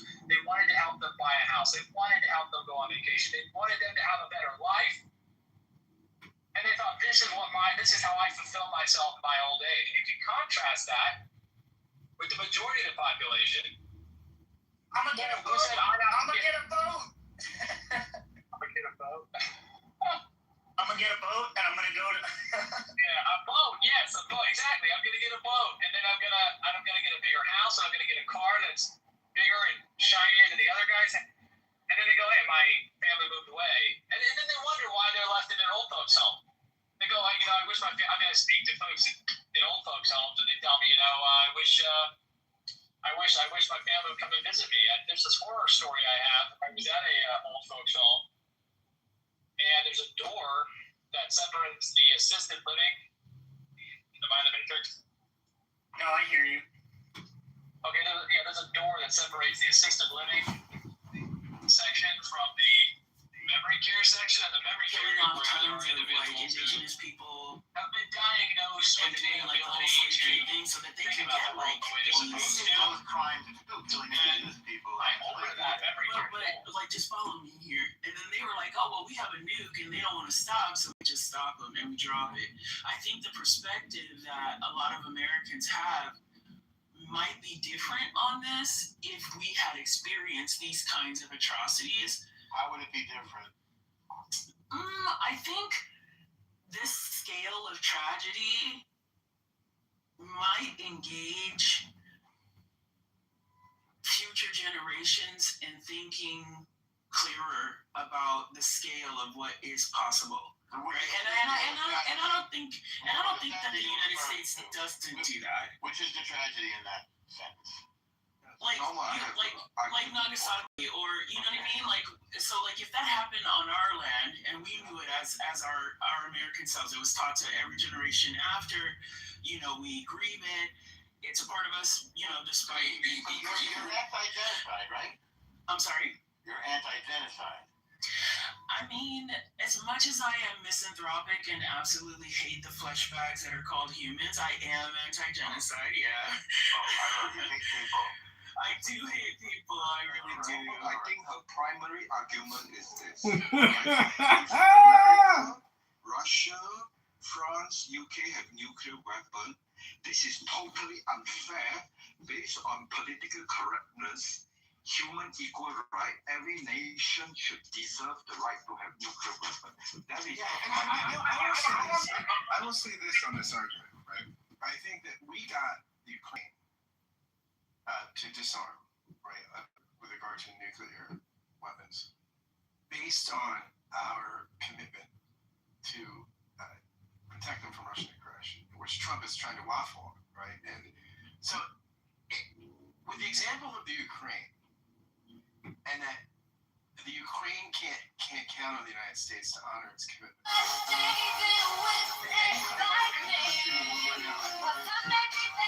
Because Ukraine would have been in a better position if they had nukes.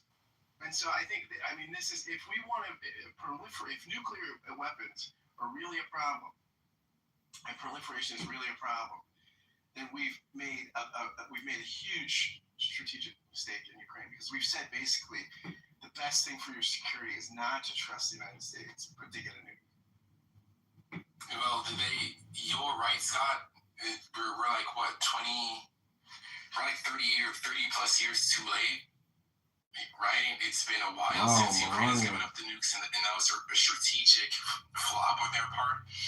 And other countries aren't going to make that same flop. Every single country is fully aware that if you're not too big to fail, the only way to protect you from the United States is nukes. In terms of America's ability to bully you, I'm a child of the empire, so when America bullies and it benefits the people, I don't mind.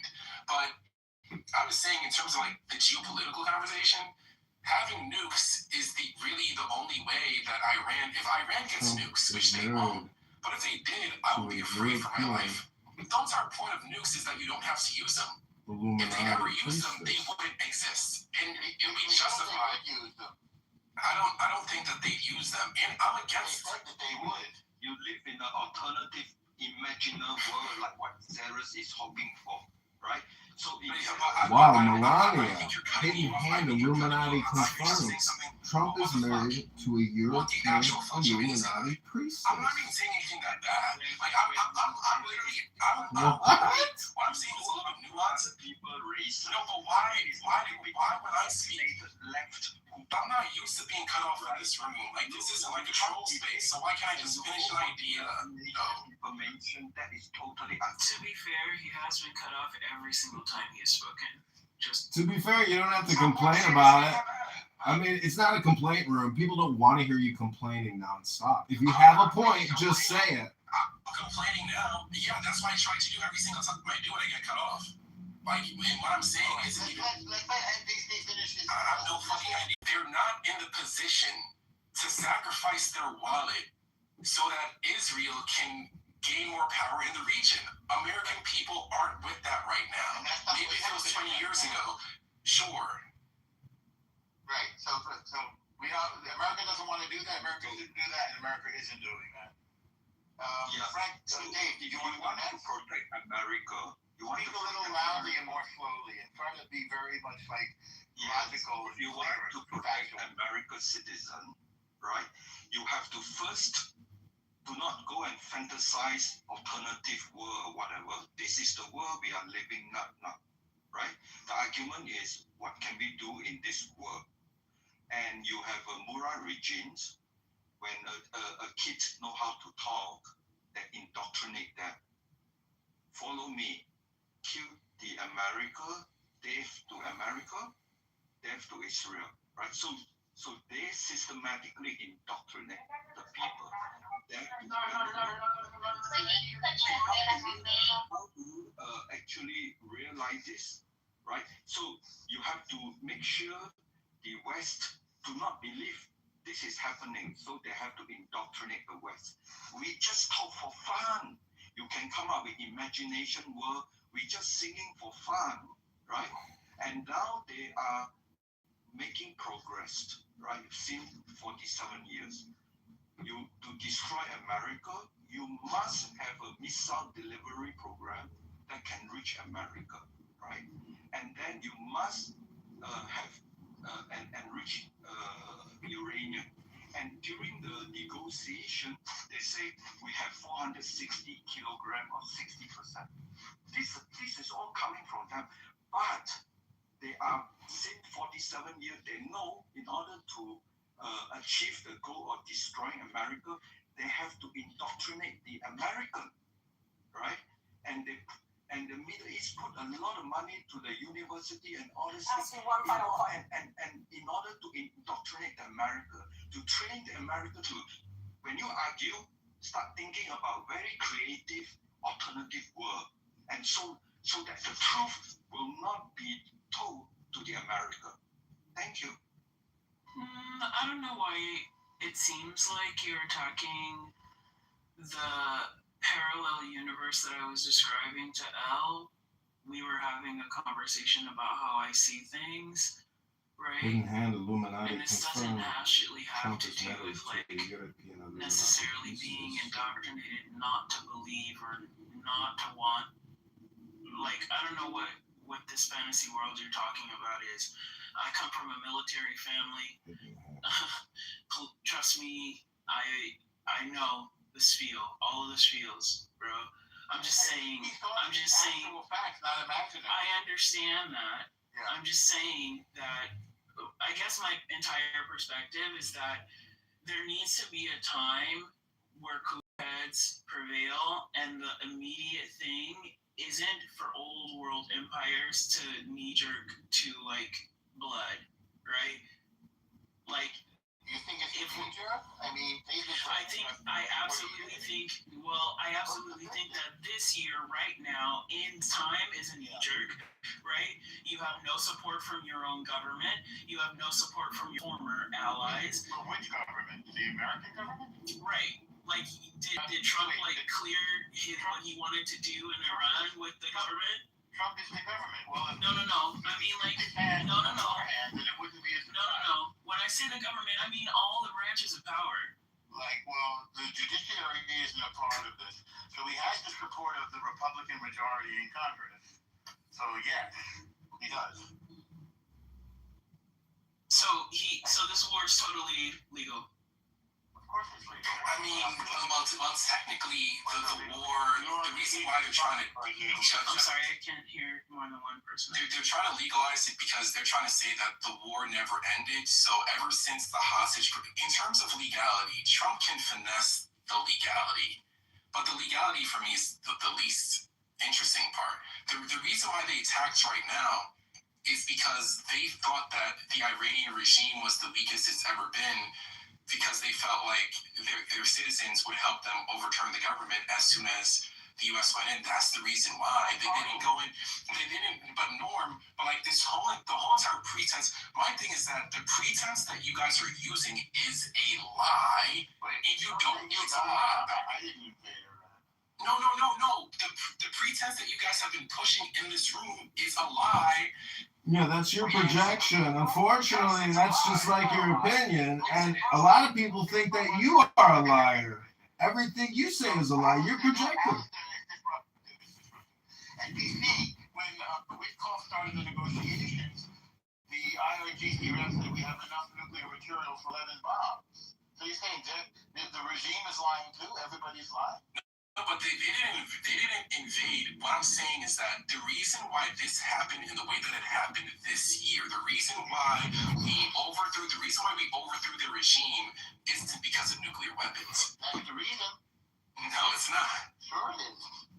Yeah. Well, NPC, I want to introduce... It's one of them, but it's not like they were rediscovering their nuclear program and were like, you know what, enough's enough. This is the reason why we're going to kill NPC, welcome to the world of politics. Hello? NPC, this is called reality, aka politics, where all communication is either projection or politics or it's spam or it's hypnosis. Communication is what we're talking about here, and unfortunately, you have to admit that what you're saying is just opinion. What we're saying is just opinion. I don't believe you can actually even tell us the difference between an opinion and a fact.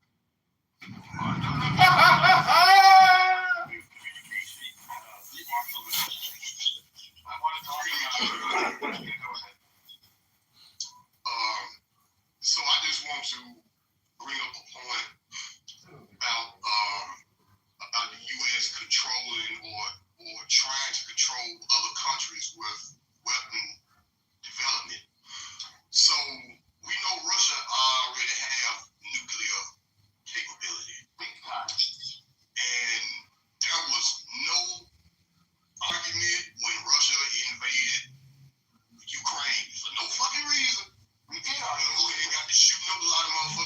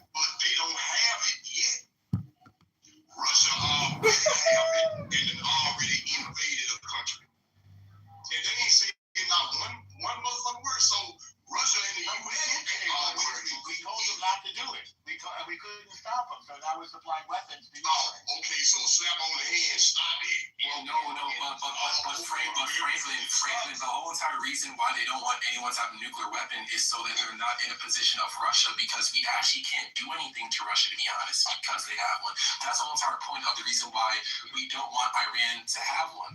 So was it Operation Midnight Storm, whatever the fuck it was called? When that operation was happening last year, I was happy. I was like, and I supported it because that's a good thing.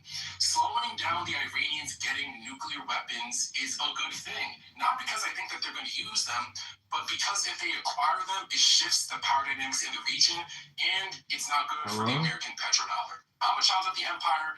Anything that supports the American petrodollar supports me indirectly. Okay, but let's not sit here and lie. You a child of the empire? What the fuck does that mean, child of the empire? Yeah, I'm stormtrooper. Let's not sit here and lie and act like you a stormtrooper, like a Nazi stormtrooper? Is that what you're saying? John and Billy.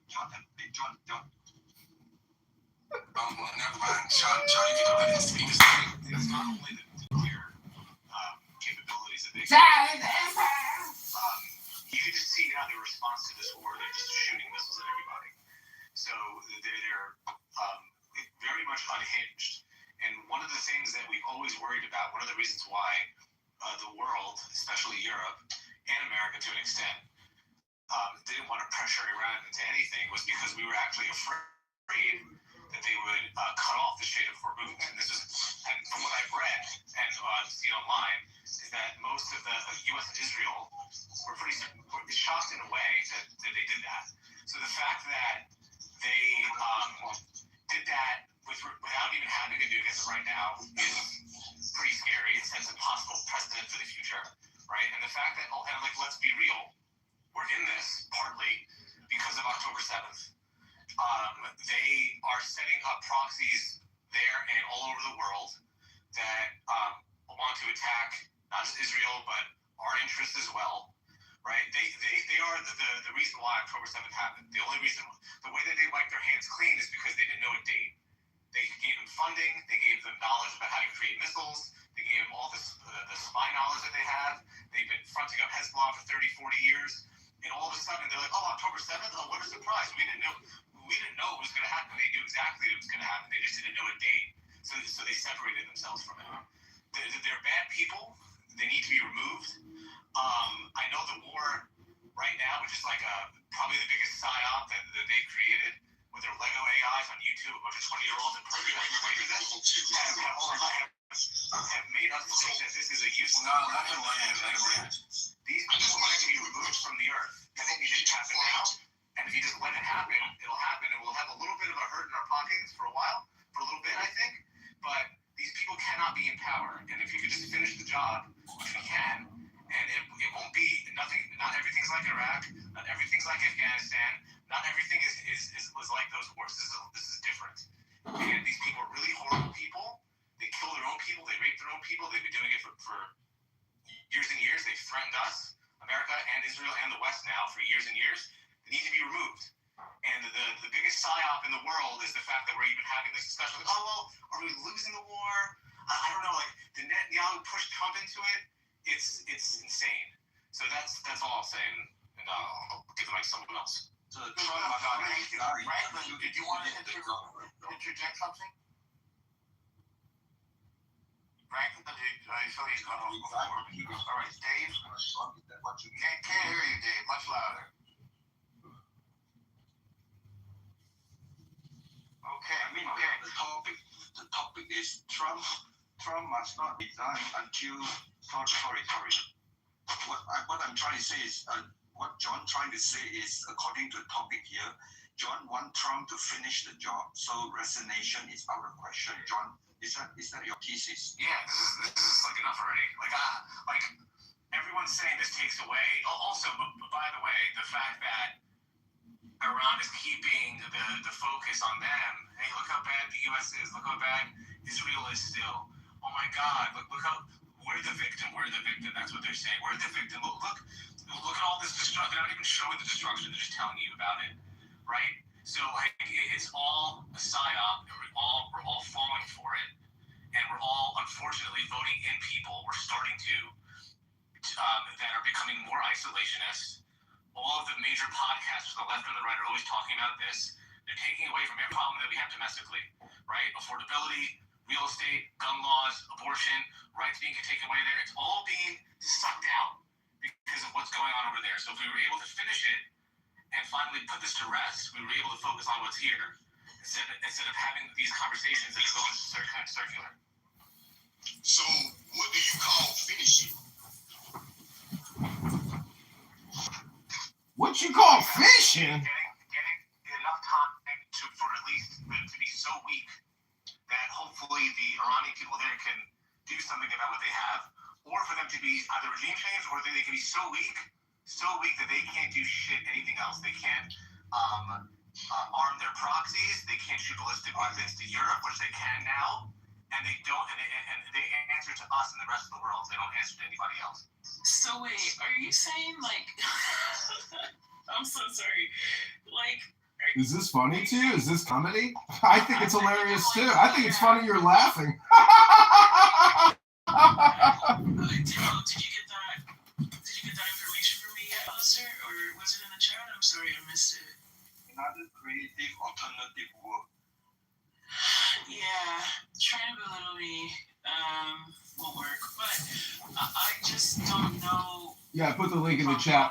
The part that you said, John, about like focusing on like things that are plaguing America, right? Like finishing this so that we can focus on us, right? Basically.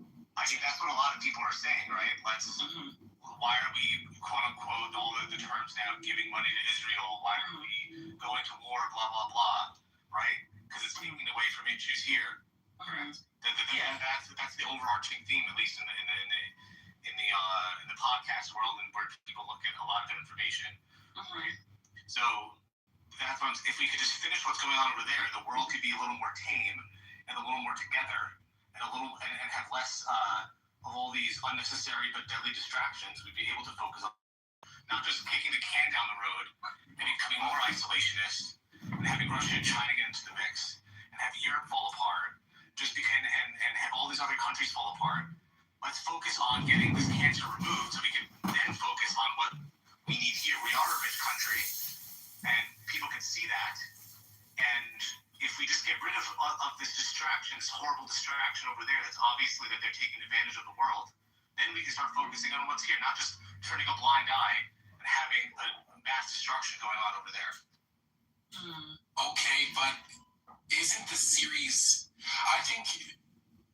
I hated it back when October 7th happened and Israel responded. People acted like they didn't know why Israel was responding that way.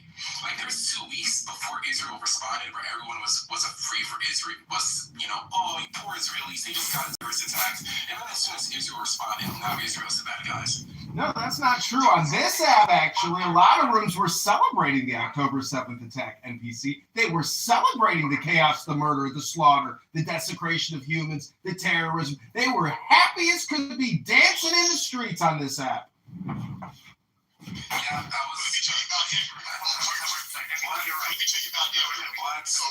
Hell. I wasn't finished. No, nigga, I wasn't done. Every time I let me just finish, bro. I wasn't done. Let me just finish. I move into the room one at a time, NPC, and then Franklin, please. Yeah. No, I'm preferring not no N-words. NPC, you're right. We had 2 weeks of sympathy.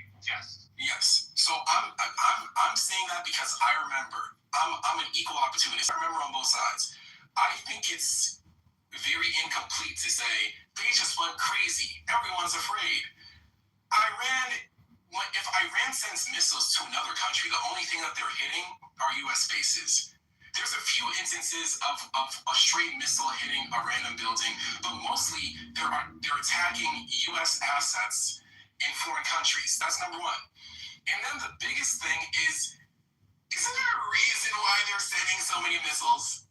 What did we do to make them take off the condom and start sending in more missiles? Like, what did we do? Did we, I don't know, maybe kill every single one of their leaders and everyone associated with them? If any country,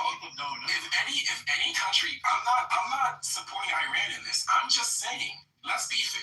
If any country suffered even 1% of what Iran has suffered, we'd be at nuclear war. If a bomb hit Trump and kills Trump and all of his cabinet, we'd be at nuclear war. Iran did try to assassinate him. That is a good point. Yeah, I know. And if they lived it, we'd be at nuclear war, period. Well, not nuclear war. So then yes, we would. No, we're not going to use policy. No, we've nuked people for less. No, we haven't. We only nuked people one time, and that was for a genocide. Yeah, for less. And the Japanese didn't commit genocide. We nuked Japan. No, we nuked Japan because we didn't feel like sending our troops in. That's the reason why we nuked Japan. Because they were committing genocide across Asia. They wouldn't care. The government wouldn't care. The military let me make that point right quick, y'all. America would care. So, do y'all remember a few years back when Israel and Palestine was fighting over the Gaza Strip? Yeah. Like, give me Hamas for that. Yes. Let us finish the question. Israel and Palestine was fighting over the Gaza Strip. Palestine is over in Judea and Samaria, and Gaza is Hamas. Whatever, but it was the Gaza Strip, so you know what I'm talking about. Well, you're talking about Hamas, the terror group. Okay. So, they showed footage on TV of children chucking rocks at tanks. Okay. They shouldn't do that. The Israel soldiers gun them children down. Right. Well, if you throw a rock at an armed man, what do you think is going to happen? What would you child. Yeah. Well, what? So, if you throw a rock at an armed man, what do you expect him to do? No, they didn't throw a rock at an armed man. Yeah, they threw the man. He was in the tank. They showed it. So when you kill a child because they jumped on the rock. I just gave you a second picture in Gaza. You were saying the whole of John 1 chapter 1 was hyperbole. That's what it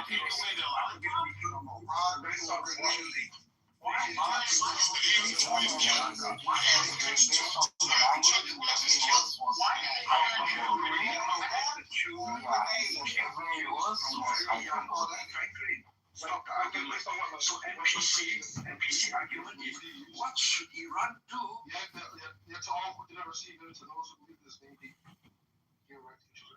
I'm going to briefly interrupt moderators. I put some links in the chat. I'd like to read them. Put me in the queue. Thank you.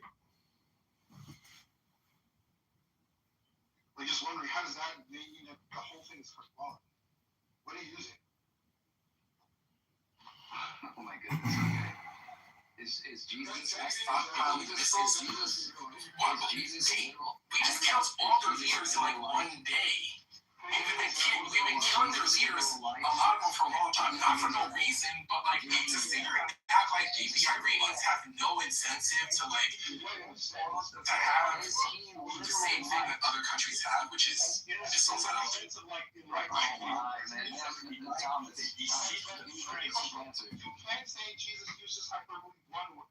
Hi, moderators. Can I get a confirmation that I'll be put in a queue? Moderators, please. It's not Jesus speaking. This is the author of John. Okay. As we're not talking about Jesus right now. We're talking about. Okay, point of order, gentlemen. I'm asking to be acknowledged as if I'm speaking and can be heard. Is he literally right? All things is the created order.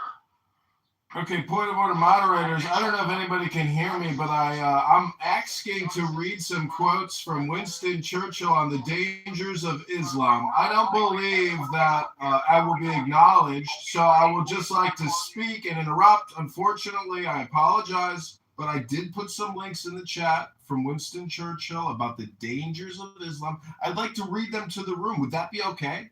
No, just stop, dude. Just stop. No, you don't have to tell me to just stop. I don't know who you are. You're just a random person on a conference call app. And I'm trying to present some really important information and some very informative information because I believe that I will be able to persuade you that Islam is a danger, that their religious and their legal code is a danger to humanity, to society, and we should fight back and fully understand what Winston Churchill was talking about when he said Islam is dangerous. The link is in the chat. Moderators, I'm requesting 60 seconds to read Winston Churchill. That's all I'm asking. No, we're having a conversation. Don't be rude, dude. This is a conference call app. It's generally for public people. I'm a public person. And unfortunately, just because you don't like it doesn't mean that I can't do it. I can just do it right now. Would you like that? It's not rude. It's what I'm interested in. I think you'll like it, actually. It's not about being rude. It's not about me. It's about trying to provide some informative information. Okay, how long will you be? I want to know. That's why I was asking you to be put in the queue. Doesn't matter. See, you're impossible to communicate with. Okay, here's the full Churchill quote on Islam. How dreadful are the curses which Mohammedanism lays on its votaries, besides the fanatical frenzy, which is as dangerous in a man as hydrophobia in a dog. There is this fearful... Swear, dude. Sorry, just real quick. Oh, shit, it's gone. They're just still here. Like, you buy your own scholarship, you're reaching scholars, like, dude, come on, man. I was going to put them, like, if you look at John 6, for example, how Jesus talks about resurrection, blood, right? One could look at that and say, literal, Eucharist, God. Let's be honest. What about the U.S. government? First of all, we have to agree about some terms. Who is terrorist? What do you mean? Terrorist. You know. And Artis isn't really paying attention, and Draco was just over talking him, and I just wanted to hear it. And I know that you guys were talking about pussy, but I still just want to hear what he was going to say. Sure. Okay, these are the Winston.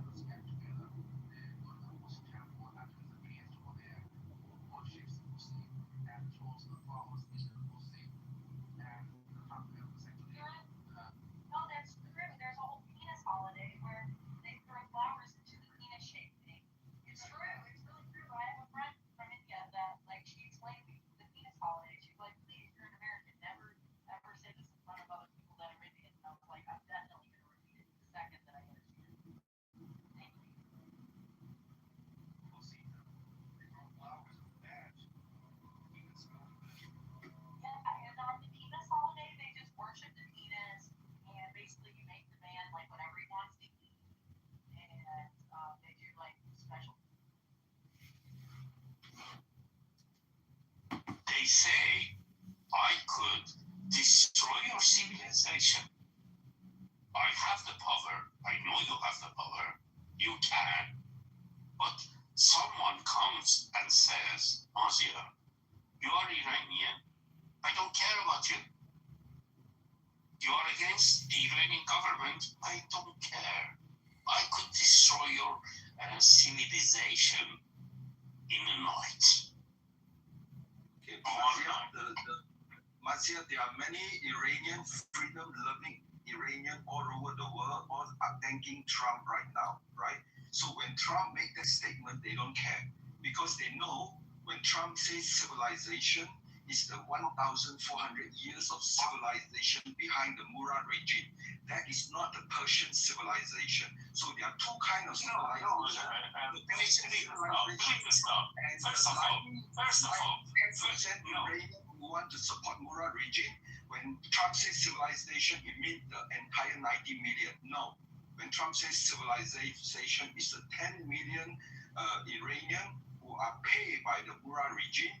So you are a dictionary for Donald Trump. You are trying to fix the stupid things that Donald Trump said. Are you a dictionary? Are you a dictionary of Donald Trump? Let's go one at a time. Shut up. Shut up. You cannot. Let's go one at a time. First Mazir, then Dave, okay? Mazir, take as much time as you need, and then Dave can go. Go ahead. I'm sorry. When somebody who's in power says something, actually mix everything badly, screws everything, and then some people who love that person, maybe stupid Donald Trump, some people come and try to fix the problem. No, Trump said that, but he was meaning you. When you say something, I know what you mean. Okay, I don't need someone else to come back and say, Mozilla, you have been talking to maybe, I don't know, Scott. I don't know. Yeah. Point of order. Just try to make some points. If you have a point, make a point. Do you have a point to make, sir? You know, when you say something, you are responsible for what you have said. His point is that I don't need someone else to explain to me, no, he was not meaning that. We are not dictionaries. We are human beings. Exactly. And so in the... What was the point of that? So, moderators, if you could please take control of the room and get us back on topic. Should Trump resign will that redeem Trump if he resigns? Or do you think Trump is even concerned about redeeming himself? He said he thinks he might be going to hell, but he said it facetiously. So the problem is, I always think that the solution, or really the conflict, is because of a lack of philosophical understanding. And I'm interested to see, because Xerxes earlier said she hates everybody. She hates people. She hates I know she's being facetious because I understand what she's saying, meaning that there's a lot of conflict and friction, which is uncomfortable. And so I want to avoid it. She wants to live in her little work-from-home bubble in her $3,000 a month townhouse. But the rest of the world does not live like that. If you go to Gaza, if you go to Iran right now, if you go to Lebanon, it's a hellhole, but that's because people choose violence and weapons and terrorism instead of a real economy. And so all I'm trying to say is, all communication is hypnosis, but it's also projection. It's also politics. It's also spam. It's your choice what you want to listen to today right now. Hello?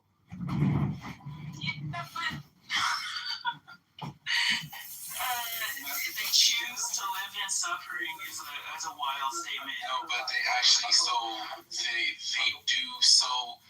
If you ask a person, do you want to suffer? They're going to be like, no. But if you want to, so right now the Iranians, there's a good chunk of them who actually, go get this money. Then shut the fuck up. Yeah, I'm just gonna enter the topic because that's what Alistair asked for. And I want to aid Al in his efforts to maintain that clean room. I typed this in chat before I came up.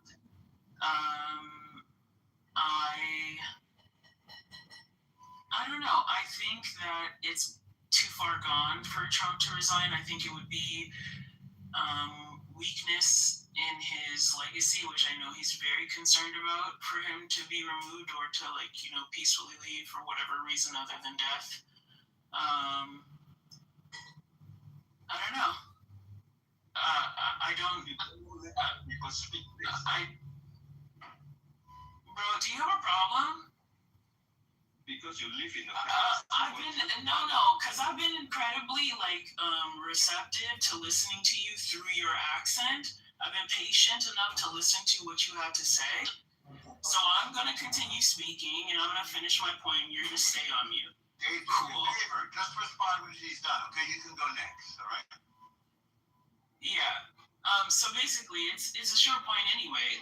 I just don't think that Trump is interested in redemption. I don't think he ever was in his life, to be honest. Maybe from his dad, but certainly not from us lay people. And I don't think that it would be lucrative.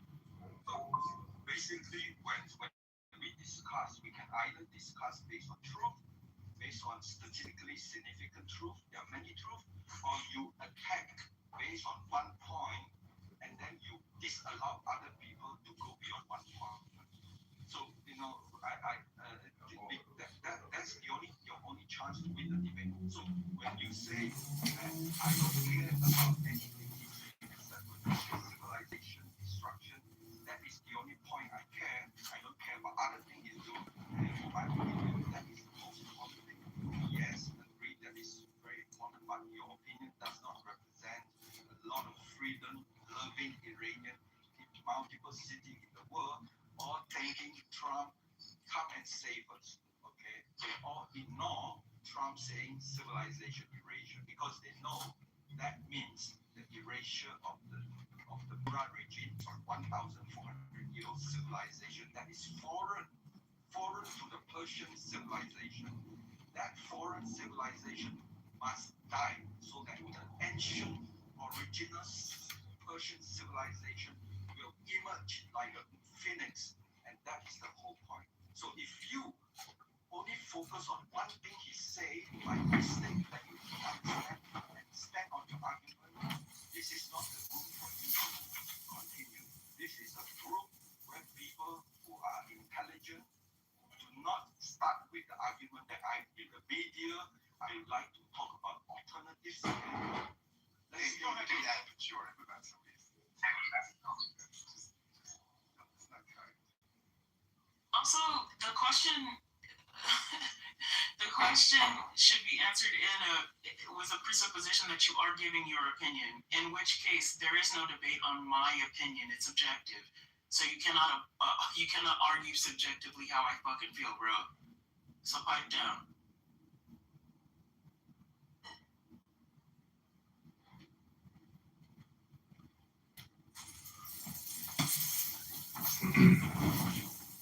What do you mean people can't argue against you subjectively? The entire conversation is always subjective. This is obviously, subjective, not objective. What I'm trying to say is that all communication is essentially hypnosis. The more you think, the more you speak, the further from the truth you're going to get. So essentially, it's all political communication all the time. I'm just trying to suggest that if you want true joy, if you want true peace, just become a lawyer or an attorney, because the law is essentially nonviolent. And that's where I think everybody wants to be. I'm a socialist. I want equity for everybody. I don't want homelessness. I don't want disease. I want equal opportunity for everyone to achieve their dreams and goals and prosper. Abundance economics. Everybody wants the same utopia. But you're the problem. It's people like you who refuse to see philosophy as the solution to all of your own personal dilemmas. Therefore, you're polarized with political propaganda. It's up to you, though, to choose philosophy over your own bullshit. I am complete.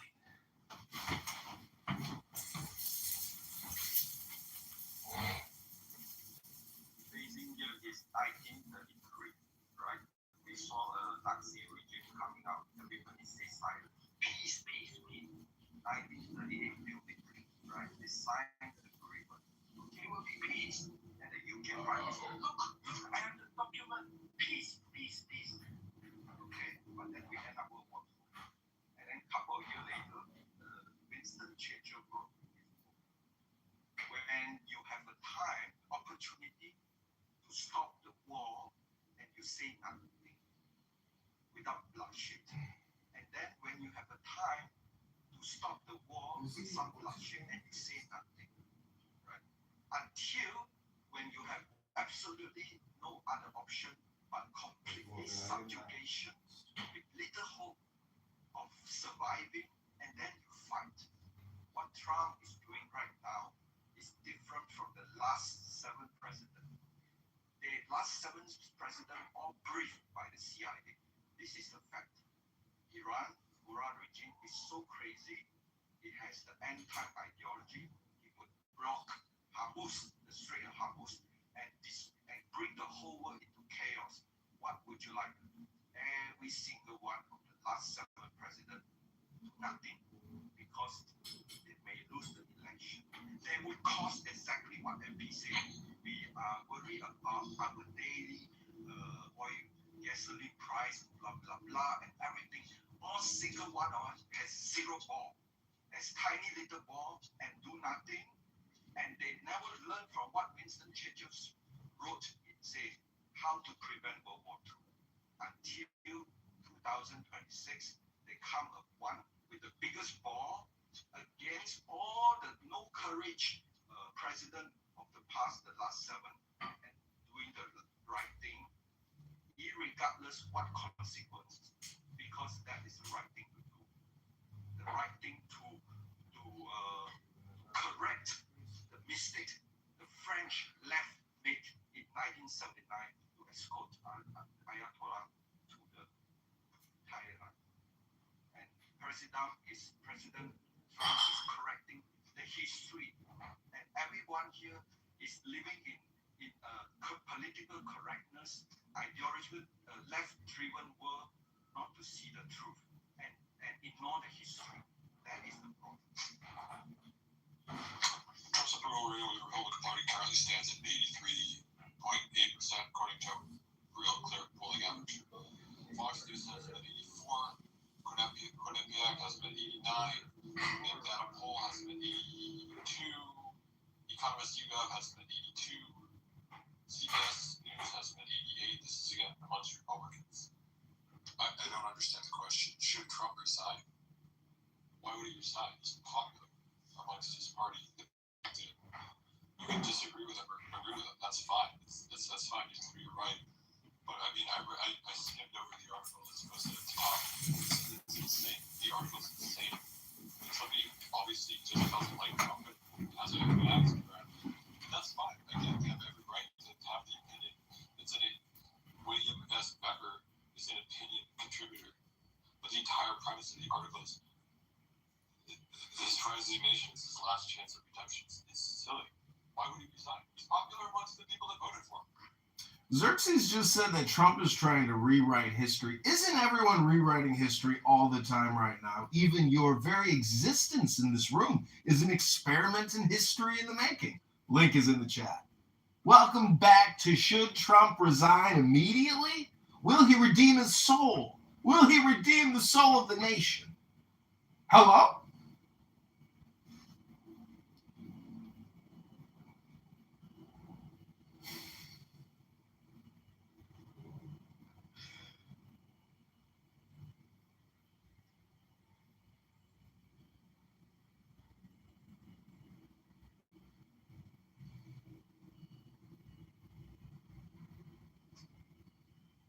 See, what I think a lot of people are trying to say here on this app, if they believe in the apocalypse or the New World Order or some kind of far-out religious interpretation, because there's a lot of people in cults, let's be honest. I mean, I've seen crazy cult videos, and these are people who, in my opinion, are isolated. They don't have access to information. We're all very lucky to have a social conference call from where people from all around the world can come and complain. I recently started the Jewish Complaint Department, another house here, and if you want to complain, we will take your complaint and create a room about it.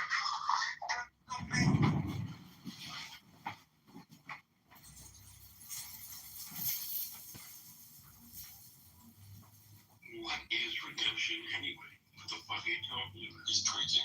He's preaching brilliant.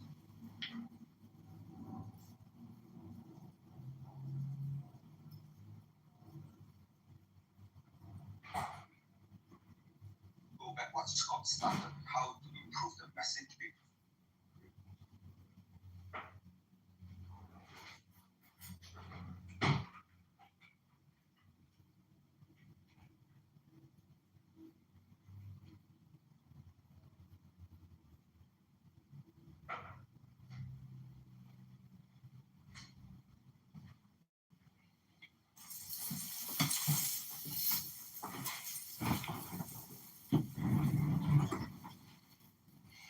So if anybody knows Trump's personality, And you've even seen the biographic film about him and the 3 rules of his world-famous lawyer, Ray Cohen.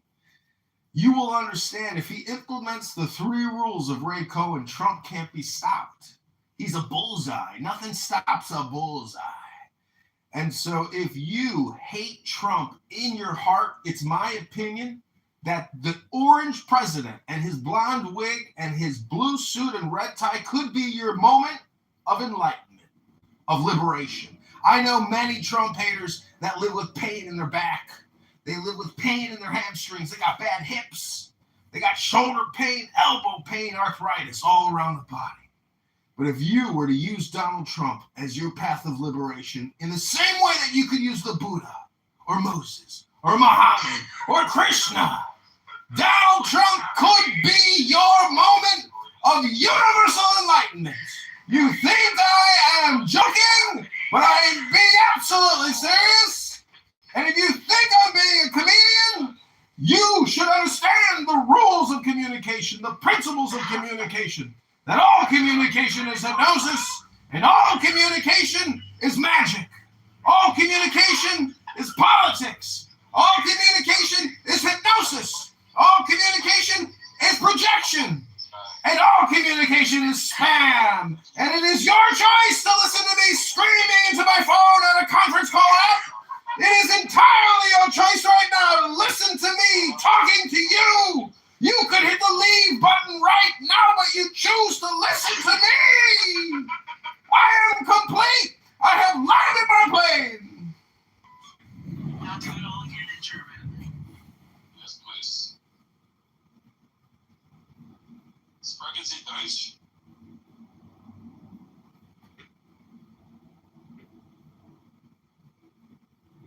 Wow, maybe that's what happens if you spend too much time here. I don't know. It's my first time. Did he leave?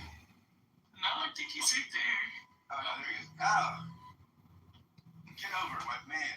What's going on, buddy? Balls, Scott. Like, he's tripping balls. He's the man. That's my man. Yeah, he's on something, nothing. He's something. Well, I'm being facetious, but, I listen to a lot of psychonauts, and, Trump just signed this MDMA or this psychotic, psychiatric, so what I'm trying to say is that basically it's supposed to treat severe depression, and I think there are a lot of severely depressed people on Clubhouse. But at the same time, I think intelligence is probably the natural way to alleviate depression, and that means books.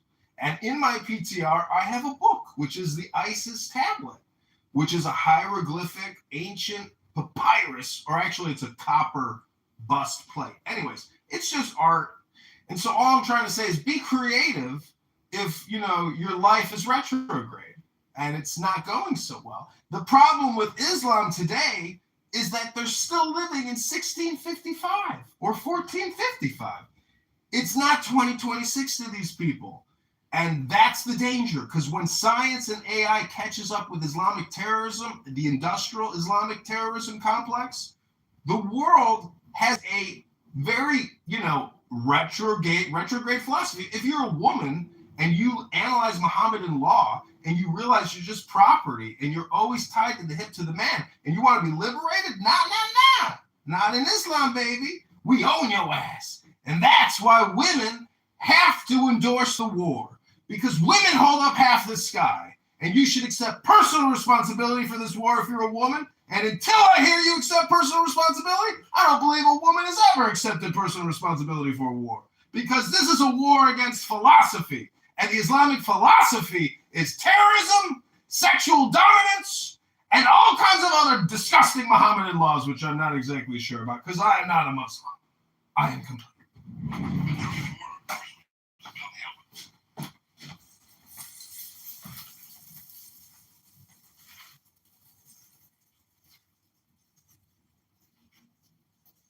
So you just mean the women of the GOP then, right?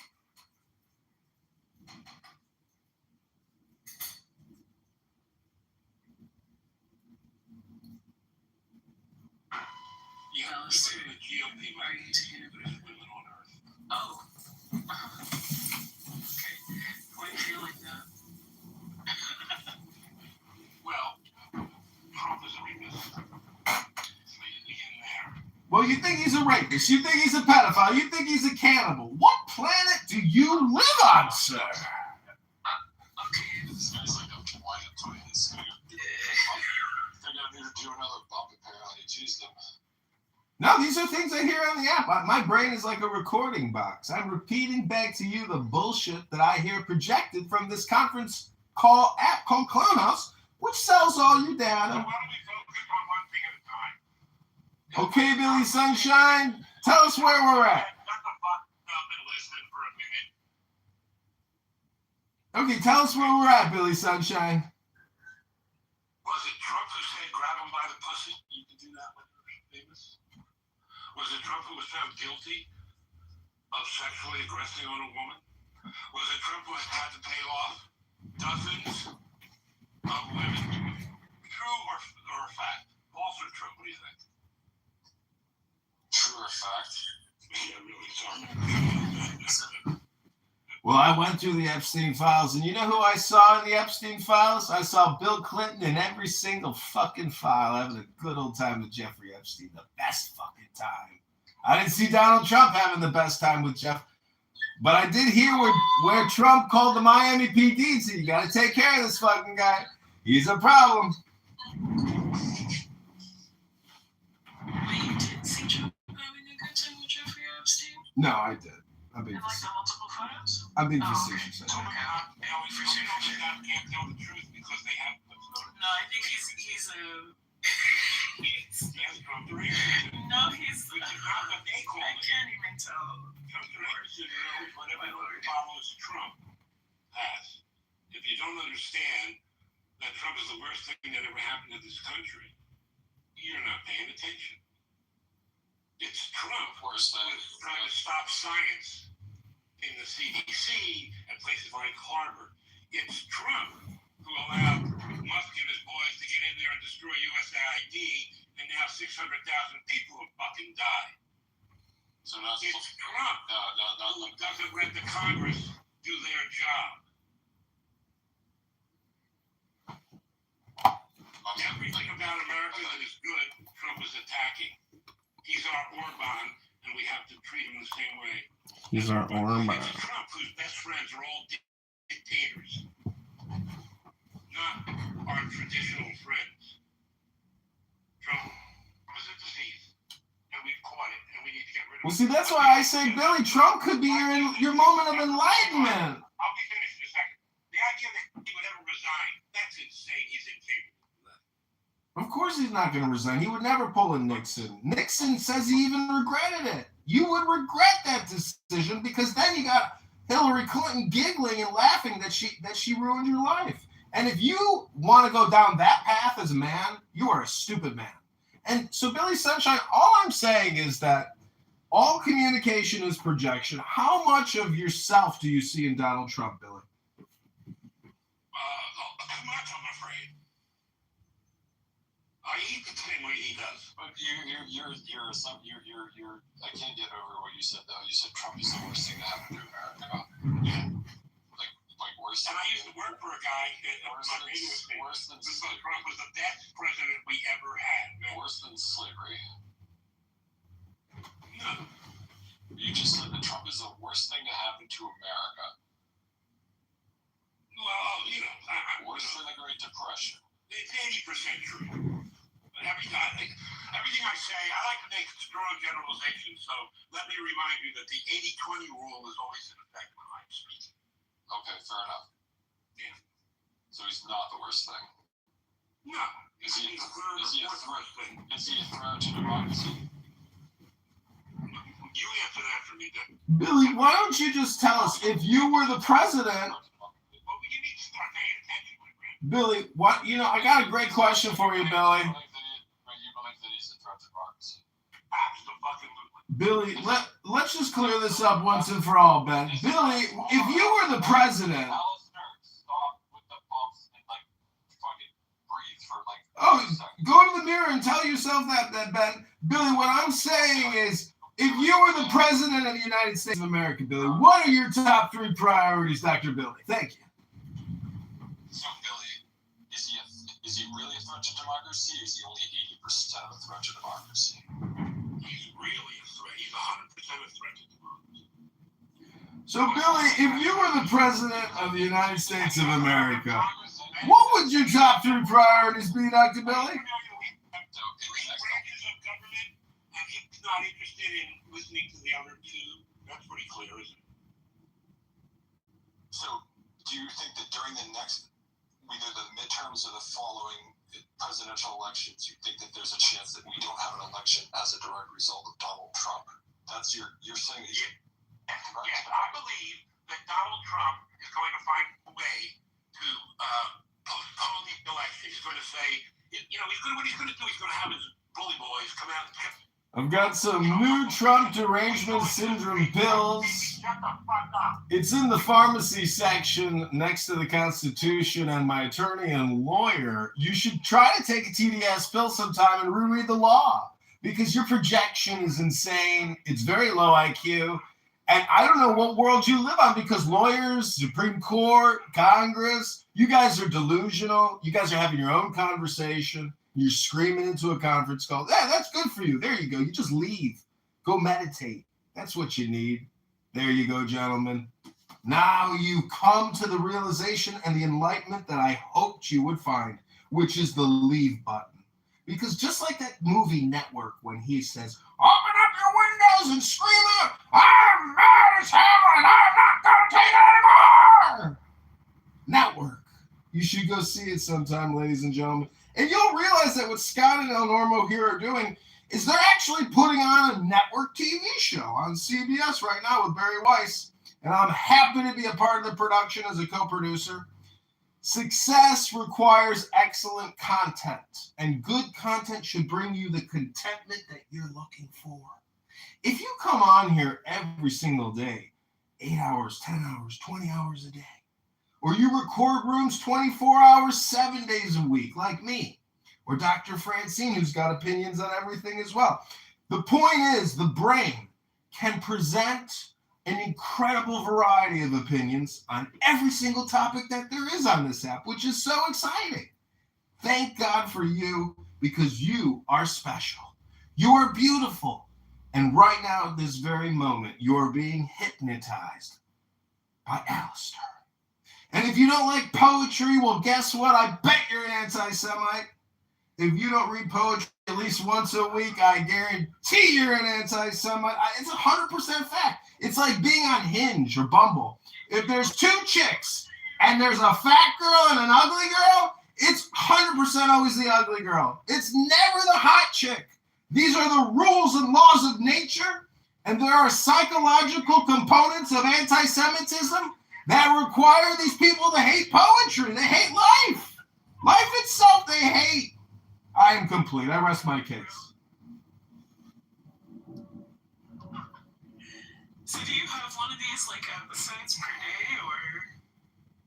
Only when I'm live on YouTube creating content. Link is in the chat. Oh, you are currently creating content. Currently, right now, for the past 2 hours and 50 minutes, this is all being sent to Barry Weiss at CBS, FYI. It's a new show on Paramount. Is it a new show, or are you trying to get picked up? No, it's new. We got it signed 2 weeks ago. Thanks, El Normo, for the contact. Send you your royalty check later, babe. Oh! What's the premise of the show, Alistair? It's just see you later. Yeah, it's content. You ever been to a bang room? Oh, just go in the hallway on Clubhouse, hit the leave button right now, go in the hallway and click on any room and just take a little sample. That's called a bang room, baby. All of the rooms are called bang rooms?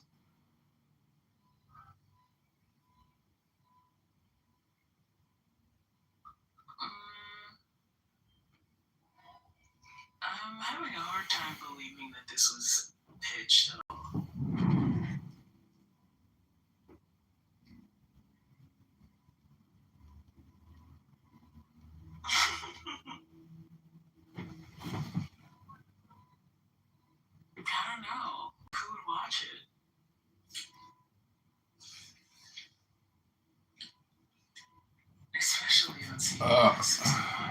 Well, see, it's all about post-production editing. And so if you've ever seen Seinfeld, a lot of people watched that and said, why would anybody want to watch that show? That show sucks. But Seinfeld has produced over $10 billion in revenue. And I think if you analyze, how much you get paid per word in your life, I think we would find out that I probably get paid a lot more per word than you ever will. It's just my opinion, but I could be wrong. You want to be a part of the show? I'm already entertained. I'm good, thanks. And I certainly would never work for Barry. That's great. But, I mean, congratulations to you, I guess. Ride the wave while it exists.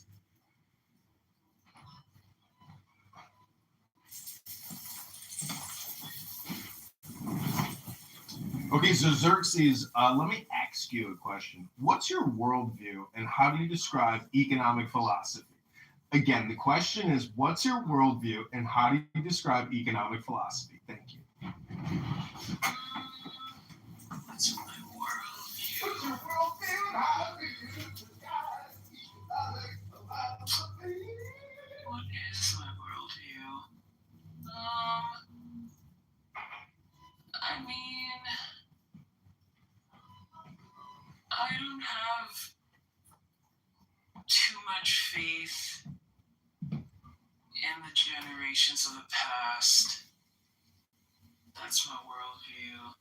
And the generations of the past seem to have like an incredible amount of power right now. And it seems unusually oppressive.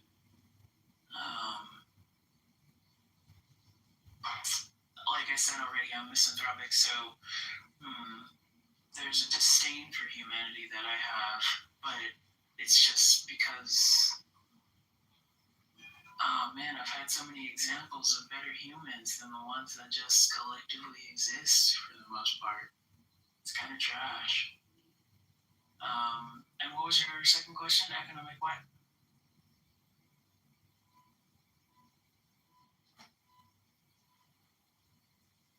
Hey, Alistair. Economic what? All right, the next question is, what was the last book you read? Oh, Frankenstein. Yeah. What parts of yourself did you see in the monster and in the doctor? Do you associate more with the doctor or more with the monster? Well, I think I associate with both. I think my tenacity and drive is, the parts of Victor that I identify most with. Like, being thirst-driven with goals to like a crippling degree at times is something that's like pretty prevalent in my life. But I guess like because of my stature, I identify with the monster. At least in my younger years, because there's a lot of othering that happens to people who are like atypical. So like I'm like a giant, I'm like a tall woman, right? And there are linear threads in the way that the townspeople treat. Excuse me, Dr. Monster, could you try to be succinct? Our time is limited. What? Nobody else is fucking talking. You want me to be succinct because you want to like yell again? Or I can do that for you. I can just stop talking right now.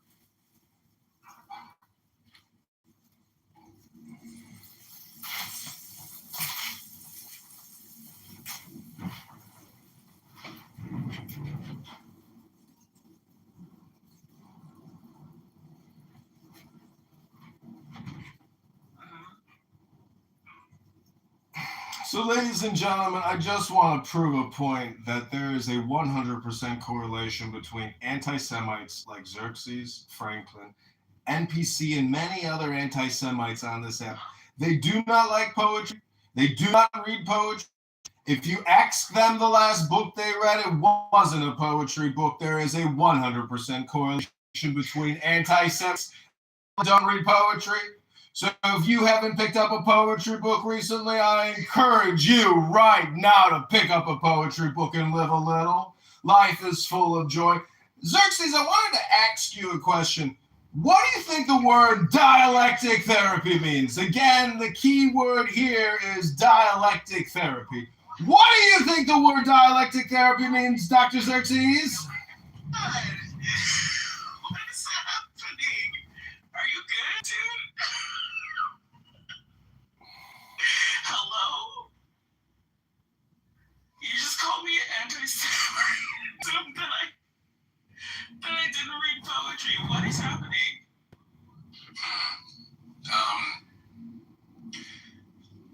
So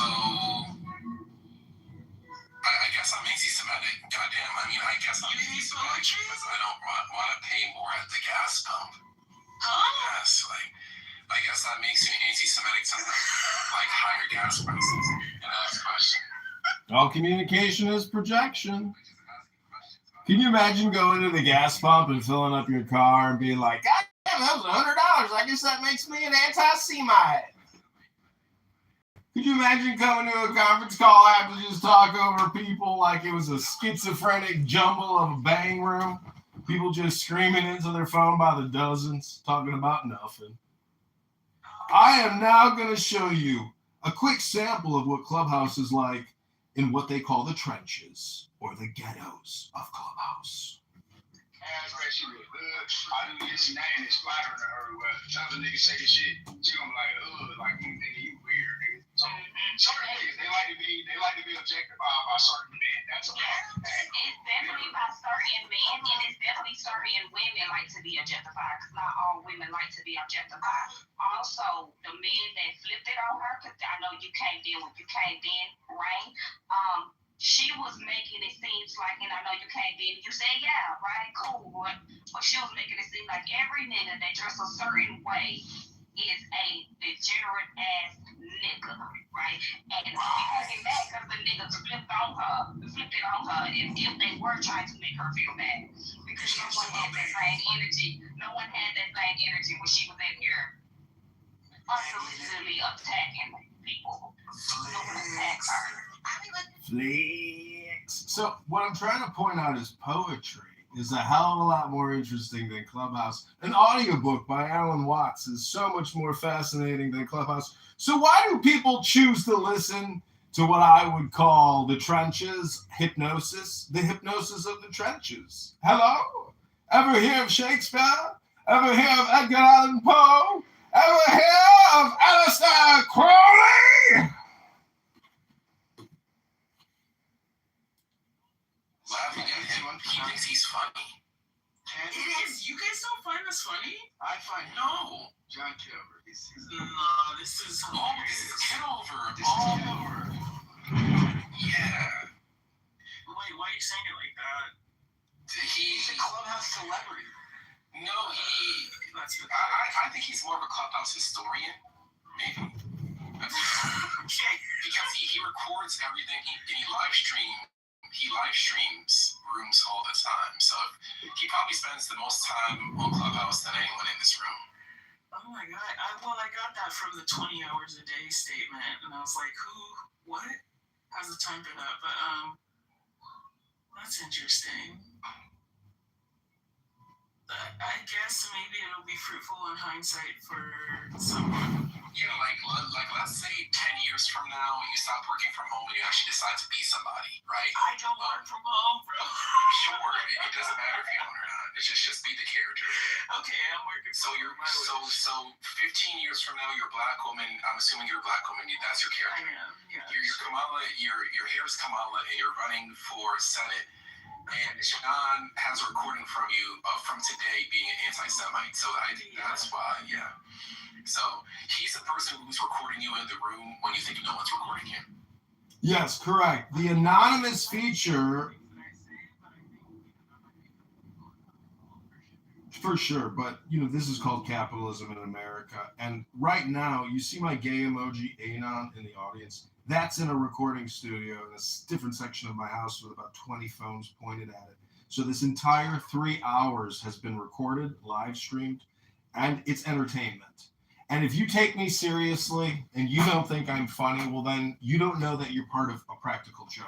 This is the Bob Faggot Saget, excuse me, you're on hidden camera. That's the show I run. I produce it for Barry Weiss here at the CBS facilities in Hollywood. I submit the tapes, they review it, they edit it. If they want to use it, they use it. But I'm just a content creator here working for Barry, and God bless you all. I hope you have a fruitful and productive day. Thanks for being a part of the production. If you are upset that I record and live stream Clubhouse, well, that's a you problem.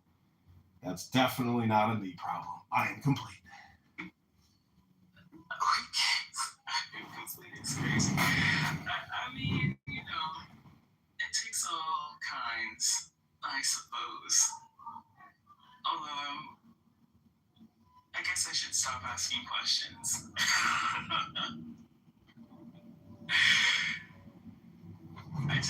don't understand. It's not actually content creation. It's content regurgitation, right? Yeah, it's kind of like when a cow barfs up some grass to eat it again, so it can digest easier. Yeah, creating things would be, something generated from the South, not just like a different form of a React video.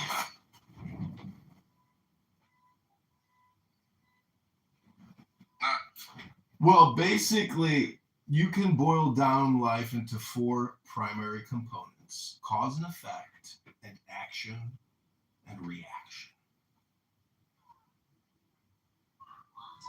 Okay.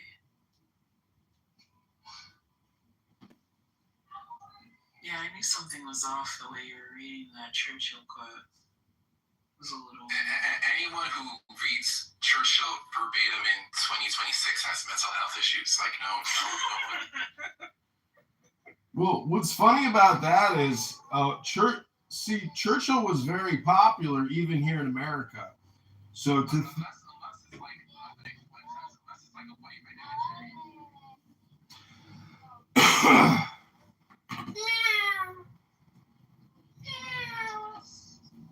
What is wrong with you?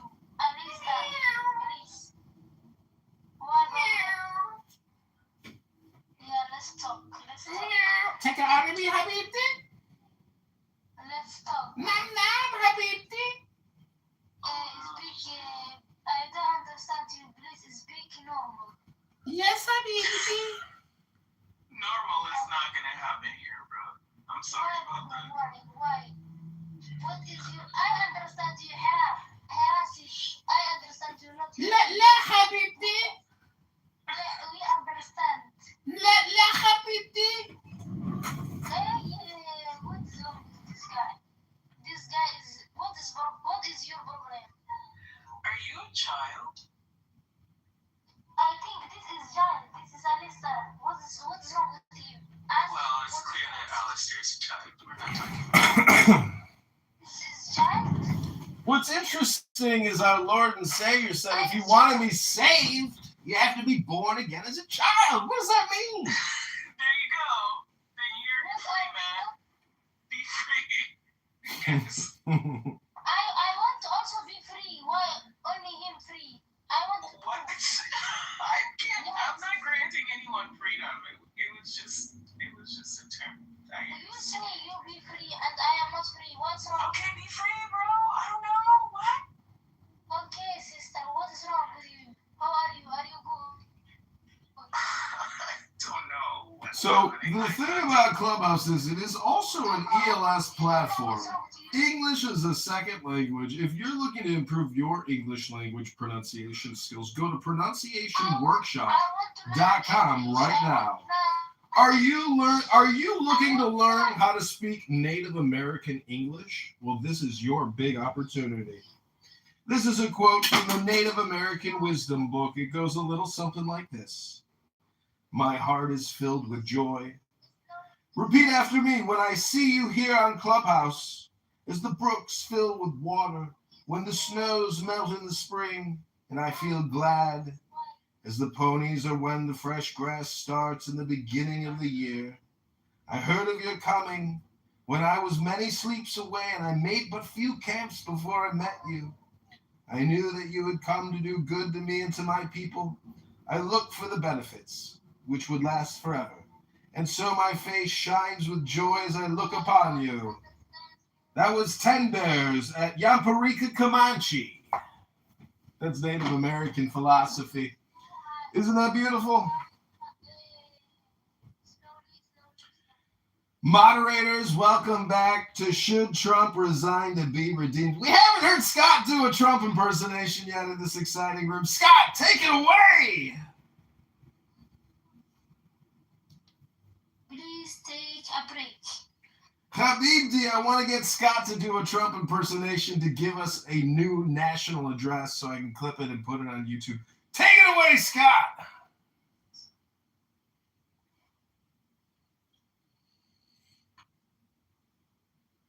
Take it away, Scott. Please take it away, Scott. Hi, Tati.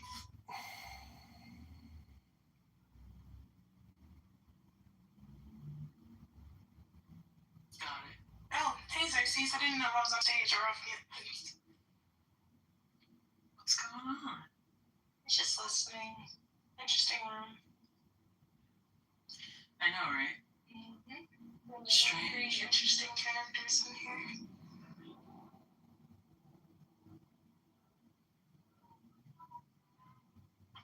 It looks like it's so. I just describe it as like, you know, like a shaken bottle of soda, just waiting for somebody to pop the top. This room shows you the state of Clubhouse it's over. Matt, why do you believe that? Not that I have, you know, any dog in this fight. I will say one thing about the demise of Clubhouse. So I'm part of it. I mod in 2 rooms pretty regularly. I don't do pop-up rooms for that, but I mod in like 2 rooms. One's called the Critical Thinking Forum, which is mostly about politics and news. At 5 o'clock every day. Yes, EST. And we've gotten as many as like 1,200, 1,300 people in that room. And like, you know, we're running for usually less than 2 hours. Our numbers are way down. And then I you know, to a few hundred at the best. And then I mod this with this guy Steve Appel on the weekends. These 2 rooms, Ask Uncle Steve and Ask the Atheist. And again, those rooms we've had as much as 1,000, 1,100 people come through in 3 hours, and we get nowhere near those numbers now. So I think we're in like a multi-stage decline. I think like the first big decline was post-COVID. That's when a lot of people fled the island. They got back to life, you know. And then there's been some other decline, and now I think we're seeing like it's in the last bits of decline right now. It's one of the reasons why we're experimenting for this room, the Critical Thinking Forum, with Twitter Spaces, because we're like, we need a backup plan for when the Clubhouse just pulls the plug, right? Which it seems like it could be at any time. Really? Now that Clubhouse has started to monetize, I think that their shelf life is a lot longer than. So you think that the premium membership will there's enough people to sustain it? I don't see Clubhouse shutting down anytime soon. And I think even without the premium memberships, it wouldn't have shut down. Because I think that I don't think we understand how many people use this app across the world. Like they do a good job of siloing us, so we don't understand how big this app actually is. On the US side, it's smaller than it was during the pandemic, but every single tech company overestimated the returns that they get from the pandemic. That's why there were tech layoffs. But I still think Clubhouse is here to stay, most definitely. If it was going to fail, it would have failed a long time ago. I don't think it's going to fail to the point where they're going to get rid of the app. Nah. So by monetize, do you mean like the little coin system, or do you mean like the subscription model that Scott's talking about? Okay. Both. So buying coins and also having a premium membership, to me, that should have came out a long time ago if we're looking at their own money for their own sake. But I don't think Clubhouse is as down bad as we casually just say it is. Just given the fact that I've seen thousands of people in rooms but they're just from Brazil. They're just from Ecuador. Like I don't think we understand how big this app I'm is. looking right now, and it's just like our 10 million people worldwide. That's what you don't know about Clubhouse. Oh no, I'm sorry. It's okay. I'm sorry. It's 10 million weekly active users. Right. I just got my K1. From I'm an investor, a minor investor in Clubhouse, and the major investors just wrote to us and told us that Clubhouse has 30 months more runway without doing anything. Oh wow! Okay, so almost 3 years without needing to monetize, but it is trying to monetize now with all these tricks.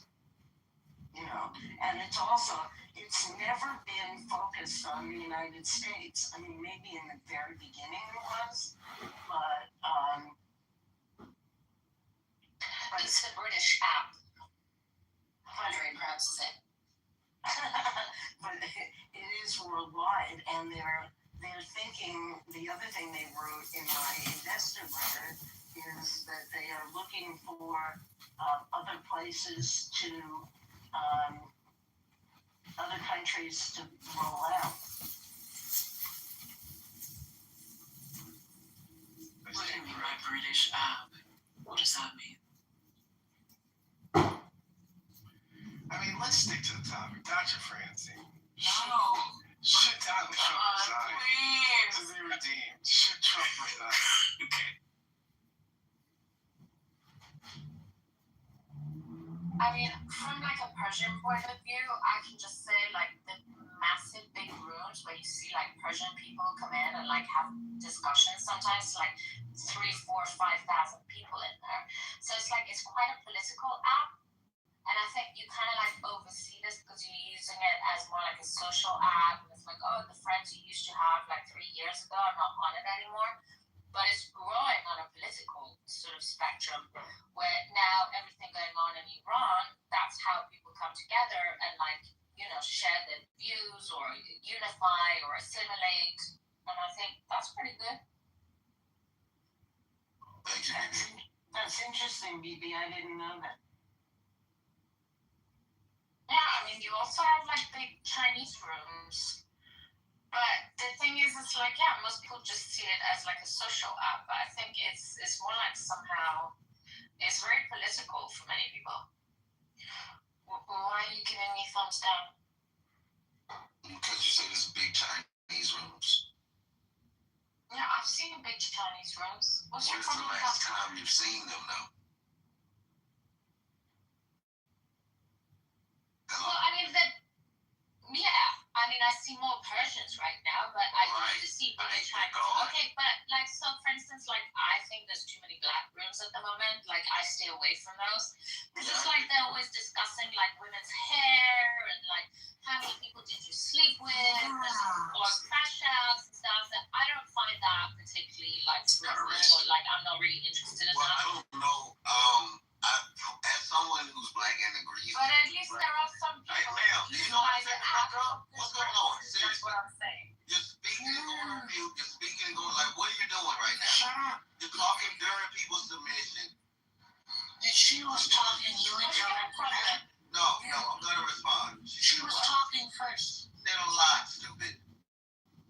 So I'll beat your ass. I'll beat your ass. As someone who agrees. Meet me outside. How about that? I think that only an ignorant person would say they're all about here and other shit. Because even though I think it's too many black women, they not all about the same shit. They talk about everything. I just left. I mean, who cares about black women? Ma'am, shut the fuck up. I just left a black room that was about stocks. Before that, I was in a. What did you learn to me? That was about baseball. Well, how much money did you learn to make? That was room. Then before that, I left a black room about baseball. What you learn? There was a black room about geopolitics. So I do agree it's too many black rooms. I used to see other races more. I still do because I have a good algorithm. But to just say that it's all black people talking about hair, I mean, either you don't have a problem because you're dumb, or you're gaslighting and Well, BT, I like to teach people and tell people what I mean without being mean. I think it's important that we use this app to tell people what we mean without being mean. And I am a supermodel. I do work on TV. I'm highly desired in the industry. And everybody wants to be like me because I'm beautiful. And not many people understand the point of what this app is. It's not to criticize people or complain. It's to read poetry. That's the great point. Just read some poetry. Your life might be a lot better if you try to be like a supermodel like me. A supermodel who reads great poetry and reads great books all day for CBS with Barry Weiss and makes $1 million a year as a supermodel. You're a stupid ass dumbass. Stop calling people stupid ass. You're such a stupid ass, you dumbass. Wait a minute, you stupid ass. Shut up, dumbass. You're such a stupid ass. Over, my friends. John Kitover He's fucking multiplied. He's unbelievable. You tripping? Everybody wants to be like John Kitover these days. I don't know why. Maybe it's because he reads some of the greatest books ever written by men. Real men who know how to enjoy life and read poetry. Stupid ass, not like you, stupid ass. You're just a gay guy living in your mom's basement pretending to be a black woman. What's the point? What's the point? There's no point. He's a gay white guy pretending to be a black woman. That's ridiculous. Not me. That's stupid. That's not me. That's stupid. What's the point? John. So Xerxes, let me ask you about you a little bit. Sure. Interesting. So what rooms do you hang out with? I spent time in RPO. What I use apps like I don't know RPO. Research purposes only. And it's a group of mostly women. Well, I mean, they're multiracial people in the room. They're from everywhere. They live everywhere. Got it. Yeah. No, not everyone. Okay, did you guys want to answer the question? Okay, I'll let them answer your questions. Thank you for putting stupid in the goo. I put stupid in the goo. Yeah, okay, so you hang out there. I don't know research purposes only. I don't know what that room is. We just hang out and they talk about, I mean, it just depends.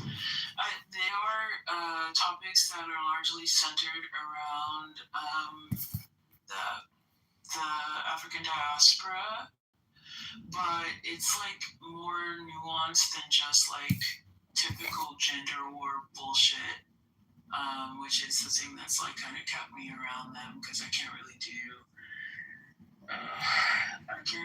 gender war stuff with people who like don't love themselves, which seems to be a large percentage of people on Clubhouse. So, but yeah, and then other than that, like because I've only been in Clubhouse for like 6 months or something like that. Oh, wow. Well, that's amazing. I was in for the golden age. I came in during COVID. Yeah, let's see. Well, I think a lot of the remaining people, like all the people here, pretty much are remainers from that time. The survivors of the pandemic. Which is interesting to hear about the war. You know, like we'll talk about things, and then somebody would come in with a war bomb, and then everybody's like, oh no, because like back in 2022, I'm like, I don't know what's happening, but I'll just listen. Like some of my best friends in the world. That's crazy. Yeah, I'm really. I'm kind of moving around. I'm a little bit back to Philadelphia. I have all my stuff with me. And a friend of mine from Colorado, so I'm not great, she's coming out. Oh, that's nice. Yeah, I have a friend from LA. I stayed at his house. I've met up with so I mean, there was a camaraderie back then. Mr. Trump, are you friends with Jeffrey or just collecting compliments? I think different everyone here is connections, wearing the like same different social apps, different social apps, you know, like Discord,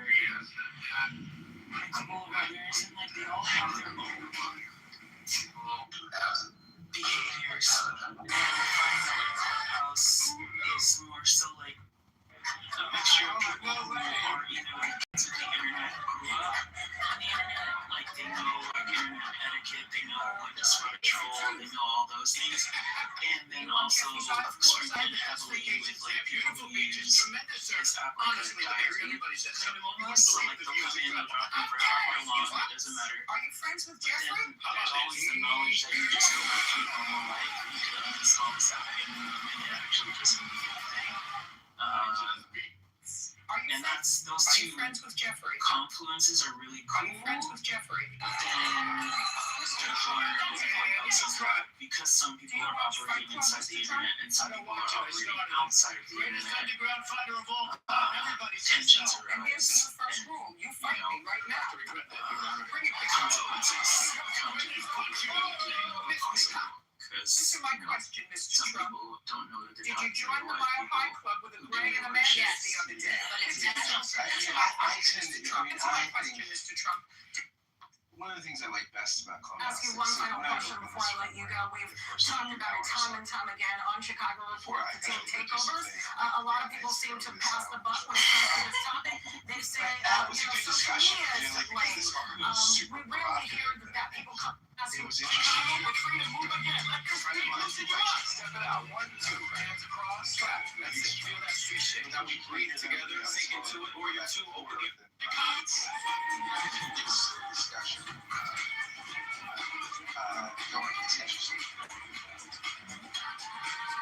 Yeah, that's one of the Chicago's new mayor. I'm John Kitover, district manager for Chicago. Yeah. So I'm like kind of used to. Oh, moderators. Moderators. Moderators. It's a hard shift, dude. Yeah. Excuse me, moderators. I got a question for both of you, and I just would like one sentence, not more than one sentence responses. Can you tell me what philosophy is? Etymologically? Sure. I mean, love of wisdom, right? Philo, love, sophos. I mean, no, beyond that, I mean, it's... I just asked for one sentence. I asked for concise one sentence. I'll repeat it. Give me a one sentence response to what is philosophy. Okay, Xerxes, what's your one sentence response? To what is philosophy? Philosophy is people who like to intentionally, publicly jerk themselves off about the things that they haven't reconciled with inside themselves. Would you call that politics? I'm sorry, you're breaking up. What did you say? I said, would you call that politics?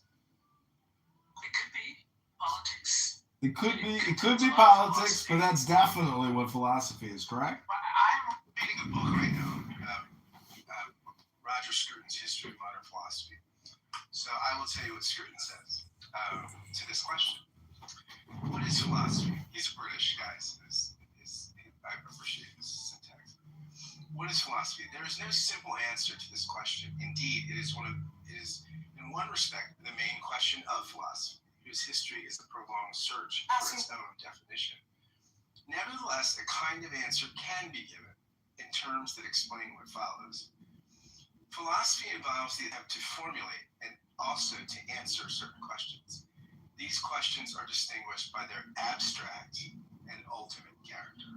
I think that's a great paragraph definition. It's a little longer than a sentence, but the whole abstraction and ultimacy, right? It abstracts things, right? I mean, abstraction, you're asking, the part from the whole, and ultimacy, right? It's not asking about chili recipes or how good was Buffy the Vampire Slayer when Angel left. It's asking ultimate questions, right, about the true, the good, and beautiful. Well, I think the most important question is basically what's in the books, meaning that an actuarial scientist, an accountant, a financial analyst can actually give us the more accurate picture of the situation, and then we should base the conversation based off of what's in the books, unless you think through your revolutionary politic, for some reason, somehow, you can get around the bank's ledger. It's not going to happen. So, hello? Hello. I mean, what is your definition there, my friend John? Yeah, it's the same one with you, which is the love of wisdom, the pursuit of wisdom, the enjoyment of wisdom, the joy of wisdom, the joy of the law, because philosophy is not just wisdom, philosophy is also law, and that's why I am a practicing attorney and lawyer trying to liberate my people.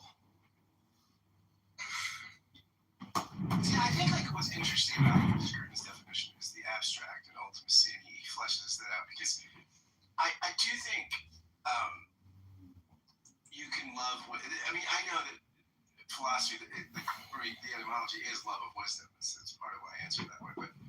But on some level, you could love wisdom and not be that philosophical, right? You could define wisdom in a way that doesn't prefer the kind of abstract critical reflection that at least philosophy in the West.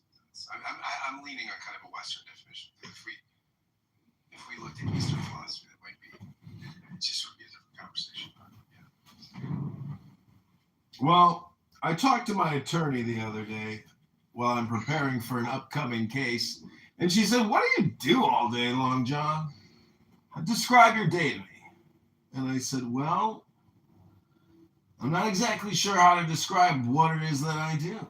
And she said, "Do you read books?" I said, "Yes, I do read books."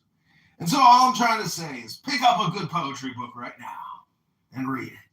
Set yourself free from the hypnosis known as Clubhouse. You don't have to worry about the fear of missing out. There is no FOMO. As Scott has confirmed, we are making plans to exit the app and go completely to X Spaces because we believe that this app could and must shut down for national security reasons. Because Amir in his terrorist room, his anti-Semitic death trap, which is brainwashing all these good people of Clubhouse to hate the innocent Jew. It's disgusting. It's despicable. And if you're an anti-Semite, there's a 100% confirmation and correlation that you hate poetry. And you don't read poetry. And you will never read poetry. Pick up a book and prove it. That is not true because I like T.S. Eliot and I like his poetry and his critical stuff. But T.S. Eliot was a man of letters. He certainly was no fan of the Jews. So John, I can prove it to you. You can read and write poetry and not like Jews. Yeah, well, I was going to ask, what if you don't read poetry but you write? So anti-Semitic, I'm saying. Oh, so These days, I mean, the fact that you go to Starbucks or Chick-fil-A, there's a lot of anti-Semites. well, what I'm trying to point out is that there are four great powers in reality or principles. It's cause and effect, or art, or art and critic. Those are the four words that I like to think about, which is art and critic or cause and effect, meaning that when I get into conflict or confrontations with people, because I will admit that I'm intentionally obnoxious to try to create some type of different medium of exchange, meaning that when Borat first came out and you saw Borat, people thought it was so funny because this guy pranked everybody in the movie to think he was some Eastern European reporter from Kazakhstan. So that's kind of what I like to think that I'm doing in my art medium. And thank you for participating. Hello? I want to go back to anti-Semitism for a minute. It's interesting. I think what's interesting is that you have like Tucker Carlson and Megyn Kelly and Candace Owens, and their brand of anti-Semitism is dovetailing with the kind of anti-Semitism on the progressive left. I find that really intriguing. And what kind is that? Wait, their brand? Wait, Tucker Carlson, Candace Owens, their brand of anti-Semitism? What's going on here? So is it anyone who has any critiques? Anyone who's an isolationist? Anyone who's MAGA, truly MAGA? Anyone who's America First, they're anti-Semitic because they don't want to just open their cheeks so that Israel do whatever the fuck it wants all the time. Our bodies and our American... It's our soldiers getting sent over there, and it's our taxpayer dollars. But it morphs into well, I mean, it's different, but it does. I mean, it morphs into like Tucker being supersessionist. But he's always been that. I don't think. Okay, so. Do you want to tag me in, Scott? I don't think that Tucker's anti-Semitism. I don't think he's always been superceptive. I mean, he also didn't always talk this theologically, and now he's really doing like traditional anti-Semitic Christian replacement theory, right? So it's not just criticism of Jews. That's what that means. You speak English, so I speak English much better than you do. It's intriguing to me that he's. I'll ask you one final question before I let you go. And Ben, So, Ben wanted to take the baton. Go ahead. Yeah, it's deconstructionism. Like, if you're talking about what is the similar strain of anti-Semitism between the Tucker Carlson right and the far left in the United States, it's rooted in deconstructionism. So I think that there are overlaps of anti-Semitism, no doubt, but I don't think it's not rooted in anti-Semitism. Let me put it that way. It's not saying that the root of all problems is the Jews. It's saying there are power structures in place. We need to tear those power structures down. Like that's where it's coming from. So that's why, like, as somebody who's moderate but leans conservative, like, I like the systems in place. Do I think justice is equally applied? Absolutely not. I'm certainly America first in the sense that I want what's best for my country, but I'm also not America only. So Tucker Carlson and Donald Trump have been fighting back and forth for several months.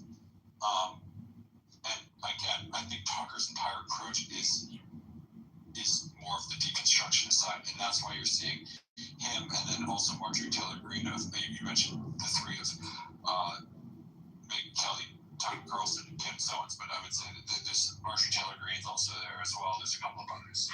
I get the disruption thing, right? And I think it's one of the reasons why Trump has been elected twice, right? I mean, because it's one of the reasons too. I think in 2016,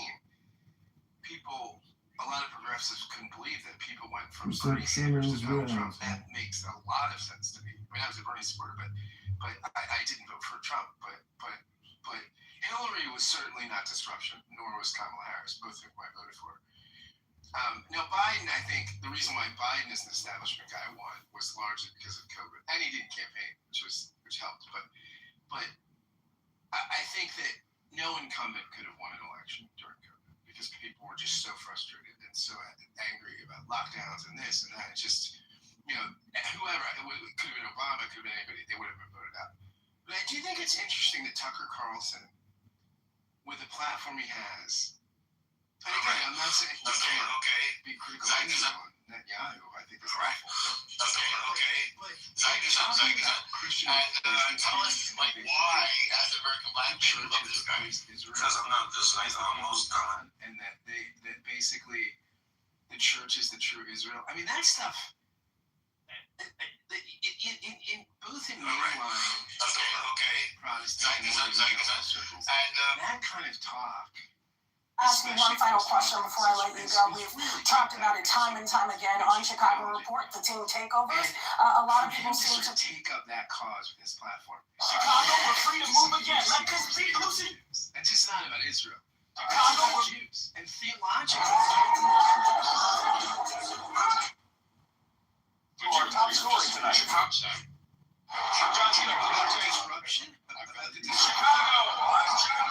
You're a libertarian. So I think on the deconstruction side, I think it's rooted in deconstructionism. I do think. I mean, look, whenever you think of Trump, right? I mean, he promoted disruption and deconstruction, right? And Trump is. For the past couple of weeks, I want to know, is that a strategy that you think has been deconstructor? Tucker's a deconstructor. Oh, okay. I thought, okay. What I'm saying is what separates Tucker, the Tucker strain of the right, and the far left strain from the left and the moderate. So you're out there exploiting yourself versus you can collectively think max with everyone else. Deconstruction. Quick comments and then now. He gets pissed and bloviates about it. That's fine, but like he's not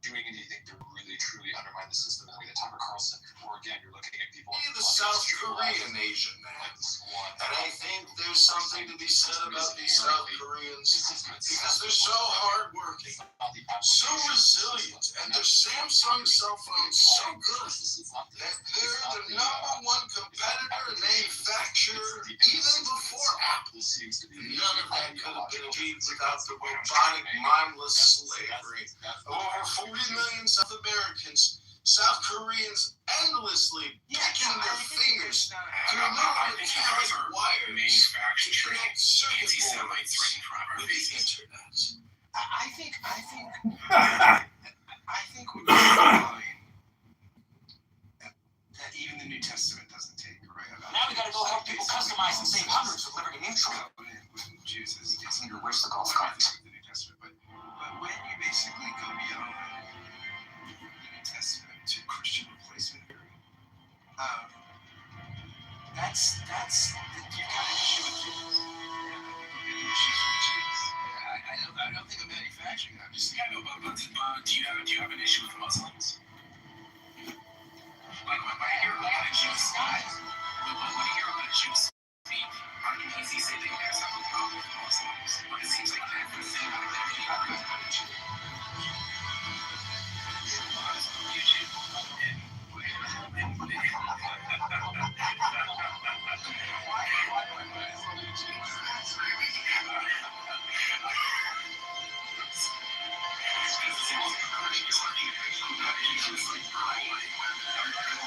I'm starting to see like an escalation in the type of language that we're using when people are giving valid critiques. And when people are giving valid critiques and they're still tarred and feathered, it makes all the Alex Jones conspiracy stuff more palatable. No, it's not more palatable. You're just catching up to the information. The truth is in the Epstein files. Bill Gates, Bill Clinton, the two Bills.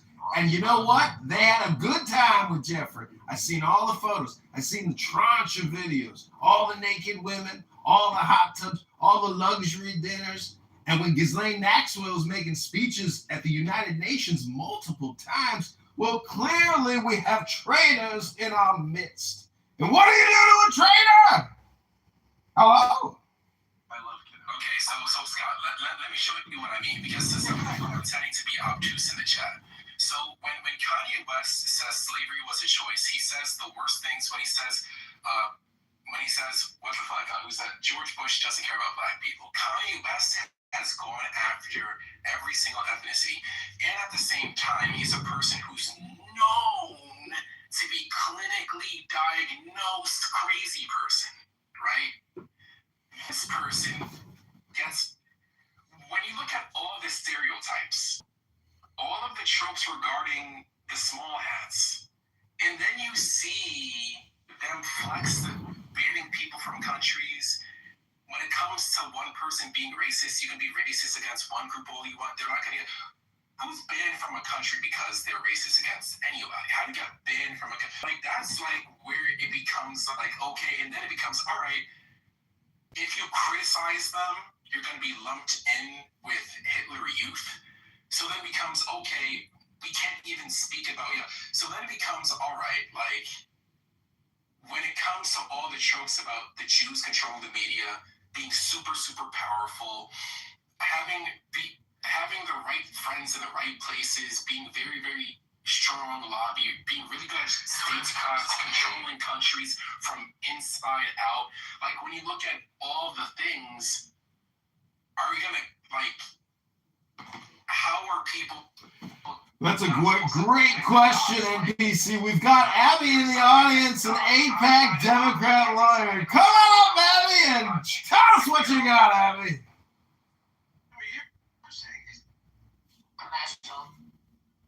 You're saying because a group of people has a disproportionate influence to their size, right? They always have a disproportionate, like a Nobel Prize is another thing. I mean, it's a group that's only 15 million people, and yeah, it has through success and other things have been able to be effective at advocating for their interests. I mean, I think that's not a conspiracy. Yeah, I don't think it's a conspiracy either. But if I repeat what you just say, I get shouted down and called an anti-Semite. I don't think that it's like Asians being good at math. I don't think it's a big conspiracy that Asians are good at math. I think that there's a lot of different reasons why, on average, Asian children are really, really good at math. Okay, but if I say that on average, Jewish people are this, and that. Wait a second. Do you think it could be because there's over 2 billion Asian people? I think it's because there's over 2 billion Asian people. Because I've asked Asian people, how are there so many engineers that come out of India? And how do they all have H-1B visas here in the United States of America? They've got it because there's 1.3 billion Indians and there's 1.1 billion Chinese. There's a lot of engineers. Hello? I'm happy to talk, but I really don't feel like... No, the positive stereotypes are the ones that are scrutinized. But what you're saying is wrong. Yeah. What you're saying is wrong. So Jews are overrepresented in media. What you're saying, overrepresented in the media. If we were, people like you wouldn't be saying the shit you're saying on social media, now would you? If we're overrepresented and we control it, then why is it so negative towards us? Please tell me. Explain that one. Why do we have all the problems we have on social media and on the media, and people like you saying the things you're saying if we control it? Explain that. It's illogical, isn't it? Completely illogical. If you want it to be... What else do you want to bitch about us? And is it every day that you like to say something? Could you pick on someone else this week? What else do you want to pick on? What else do you about us bothers you? What else? So, get it all out. Do we control the sports? Do we control sports? You guys also control the weather. You guys also control the weather, and right now it's so that's an issue. Do you think the stuff that you say then gets picked up by other idiots and they harm people as a result of it? Do you have any idea what kind of harm is happening to our community? Do you know? Do you pay attention to it? Do you read about it? Do you know how many car accidents are caused by... Do you know how much harm is happening to our community? Try to make it sunny, even after the recent incursion into Iran, within 6 days of the incursion, we received 8,000 threat to life in the United States alone to our community, to institutions in our community. 8,000 threats to life in 6 days. That's just a little slice of an example. We spent over $750 million of our own money for security to protect our institutions, to geofence them, to target harden them, our own money. Because of shit that's said like this that other people pick up. And then they just start going up the pyramid. Then they start going up the pyramid of hate. I want you to Google what the pyramid of hate is and learn about how your little comments then grow into a little more discrimination, a little more hatred. Until it's the top. Why don't you take a look? Okay, so can we calm down? Can I just ask a question? Calm down. It's really awful to live with it. It's awful to take children to go to temple and you gotta have SWAT teams. I understand. Do you know what that feels like? I kind of do understand what social violence feels like. And all this shit just adds to it. And instead of being sensitive to it, you have assholes that say things like this that are being said in social media and then accuse us of controlling it. Okay, so I'm just going to address a couple things. One, I believe that in America, from the ages of maybe 6 or 7, at least on the West Coast where I live, we are taught to be sensitive to the plight of Jewish people. It's taught in education systems all up and down the state, probably in the other two that are opposed as well. I don't know what's going on in the rest of the country. I live in California. We have a whole museum dedicated to educating people on the Holocaust and the plight of Jewish people. I know that it's a beautiful museum. I wish you were right. It's new stuff being introduced into the education system and the ethnic studies in the California education system is a real problem, and there's a lot of issues with it. I'm talking about in K through 12. So that's where I'm talking about K through 12. Well, they don't do ethnic studies in K through 12. Well, yeah, it's being introduced. I'll put this stuff in the chat if you want to. Oh, you never heard of DEI education? CRT? It's called CRT, baby. Look it up. It was a problem, and it's coming back, baby. So while, you know, Critical race theory is what the acronym stands for. CRT! Okay, to be honest, Now the real fascist comes out, ladies and gentlemen. She's not a Democrat. She's a fascist communist. So Abby, I understand your frustration. I can empathize with your frustration completely. But I think two things can be true. It can be true that the violence against Jewish people in the United States, at least, and probably globally, we can count that, but I'm just going to talk about where I live, right, has exponentially grown in the last at least 3 years, if not more than that, right? While also saying that Jewish people are overrepresented in the media. This is just a raw fact. So, despite being 2% of the population in America, right? You asked a question about Jewish people being like controlling the league. I don't know about the word control. That's like kind of weird to me, but Find that word a little bit. yeah, like but being like an owner. Well, who said who owns the media? So half of the NBA is owned by. Media. You said media. Well, you said sports, so I'm answering that question first. We'll get to yeah, media. It's okay. I'm gonna do the thing I'm doing. Cool. So half of the NBA is owned by Jewish people. I don't think that this is bad, but yes, half of the NBA has Jewish owners. Does it have Jewish owners? I can totally get that list for you once I'm done saying what I'm saying. Cool. I think like 30% of the NFL has an owner that is of Jewish descent. I don't think that these things are bad. Like, people want to collectively share in what the American dream can be. That does mean creating teams. It does mean maybe it's because like people do use this demonstrably in conversation to demean Jewish people, but admitting that that's a fact isn't a bad thing. Right. Can I ask Scott something? Yeah, sure. Scott, is Jeffrey Lurie a bad guy? Scott, is Jeffrey Lurie a bad guy, Scott? Who's Jeffrey Lurie? I don't know who that is. He owns the Eagles. Is he a bad guy? Oh, Jeffrey Lurie. Oh, yeah. No. He's a good guy. Is Robert Kraft a good guy? Puts a lot of money in his community into Boston, into Massachusetts. Robert Kraft is very philanthropic, right? I go through some more Jewish owners of the NFL. Now we're going. No, but I wanted to talk about Cersei. So you're talking about the media, right? Because the media is so interesting. And the word control is really interesting. So Cersei, may I ask you something? The media, so it's NBC is a public corporation, right? It's publicly traded. ABC is owned by Disney, publicly traded corporation. So I actually own part of the media, I guess, because I stock in Disney. So let's go through it. These are publicly traded corporations. The owners, these media giants, publicly traded. Lots of people are owners of these companies because they're traded. They're public corporations. Comcast is a public corporation. So how does one ethnicity control it if it's a publicly traded corporation? Right. So while you answer Disney, by example. Sure. Well, while a company has to answer to its shareholders, right? There is a person in control or a group of people in control who make the bulk of the decisions. So these might not be like financial decisions all the time, right? Who would that be in control? You're not asking. Abby, you're actually like, why are you forcing us to be in this corner where it's so She's a lawyer. Don't get angry, but when people use terms, the terms aren't defined, and they don't know what they're. NPC, when people use terms, they need to define their terms.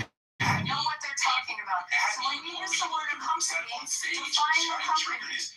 No, I'm not triggered. This is like about trying to, it's like kind of all 101, like trying to explain to people. No, NPC. What's a publicly traded company?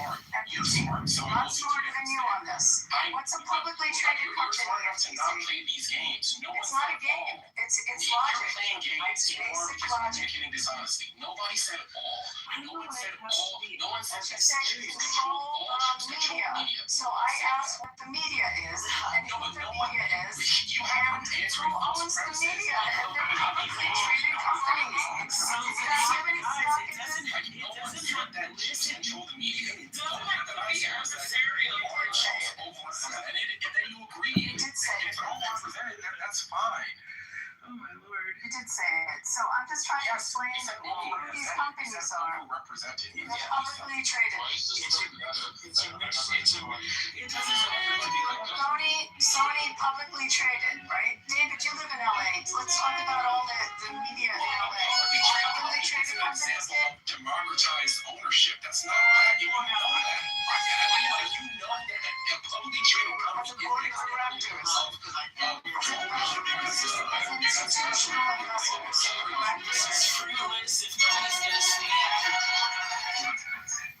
One at a time. Sorry, I didn't hear you start. One at a time. First, what? Abby, you want to go? I was just pointing out when they say that Jews control the media and taking that trope, I was taking the trope and explaining that the media, the majority of it, are big publicly traded corporations with institutional investors, all kinds of different individual shareholders. There's a board of directors, and the majority, if we break down the top media companies in the United States, are publicly traded entities. Dude, running. Let me finish. So therefore, when you make that comment and you talk about a company, Nobody made that comment. you did. No, You I have didn't. to be intellectually honest as to who you are talking about. So for me to ask who the companies are, there was a reason I was asking it. And I'm sorry if you take offense, but it's a little Socratic to make someone go through the process and realize sometimes their statements, you have to break them down.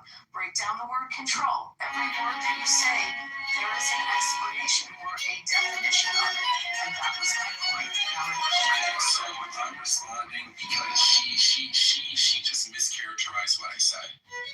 And I'm not a PC person, so if I said something, first of all, I made a joke that she was controlling my life. The only thing I said is that I was breaking down out loud the different coincidences that people have to deal with, and I'm trying to figure out how to get and I'm trying to ask the room, hey, all of these different things that are lining up, what are people supposed to think? Okay, so let's Jewish people are overrepresented in the media. That is what I said. Hold on. Let's talk about the media. No, that's what I said. Literally, what I said simply is the only thing that I said was that it's obvious that Jewish people are overrepresented in the media, and no one disagreed with me. Well, what does overrepresented mean to you? For percentage, based on population, Scott agreed. What do you mean? What does it mean? Why do all these? You know what overrepresented? No, I know. I want to know what you know overrepresented based on your population, based on the size of your population. The amount of innocent match. Come on. Asking.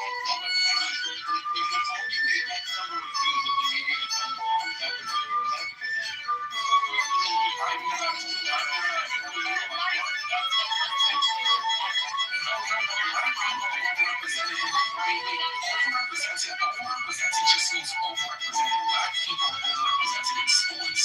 There's a reason why Asian people are overrepresented in higher education.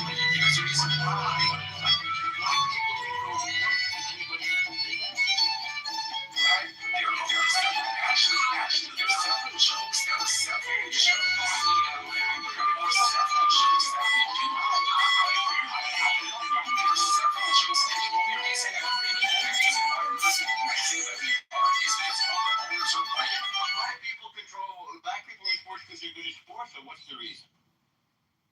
The reason why they're in sports is because they're good at sports. Okay. When you tell a black person that black people are overrepresented in the media, I can't be offended because that's a fact. So they're good at So they're good at sports. Does anybody say, oh my God, we should kick them out of sports? No. That's what you guys do. As soon as I say that Jews are good in media, the next thing is we want to kick Jews out of media. What does you being good at media? He's not saying, no, Normo, he's not saying he's not saying something. It's just about, I don't know, you say you might be a giant of these guys. I don't need you to I give up on it. I understand. No, I'm very good. I'm sorry.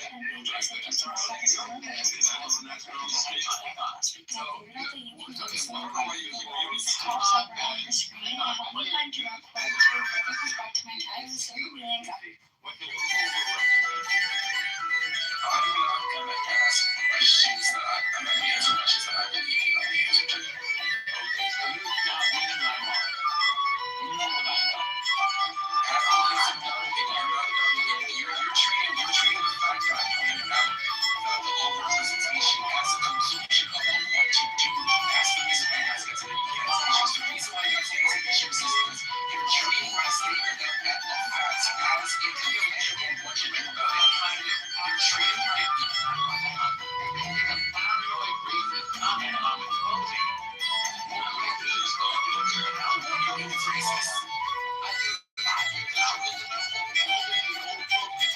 if I start to counter me, then I counter you. I'm only racist when you're trying to counter me. I'm down with this, but you're going to call me anti-Semite for even trying to counter me.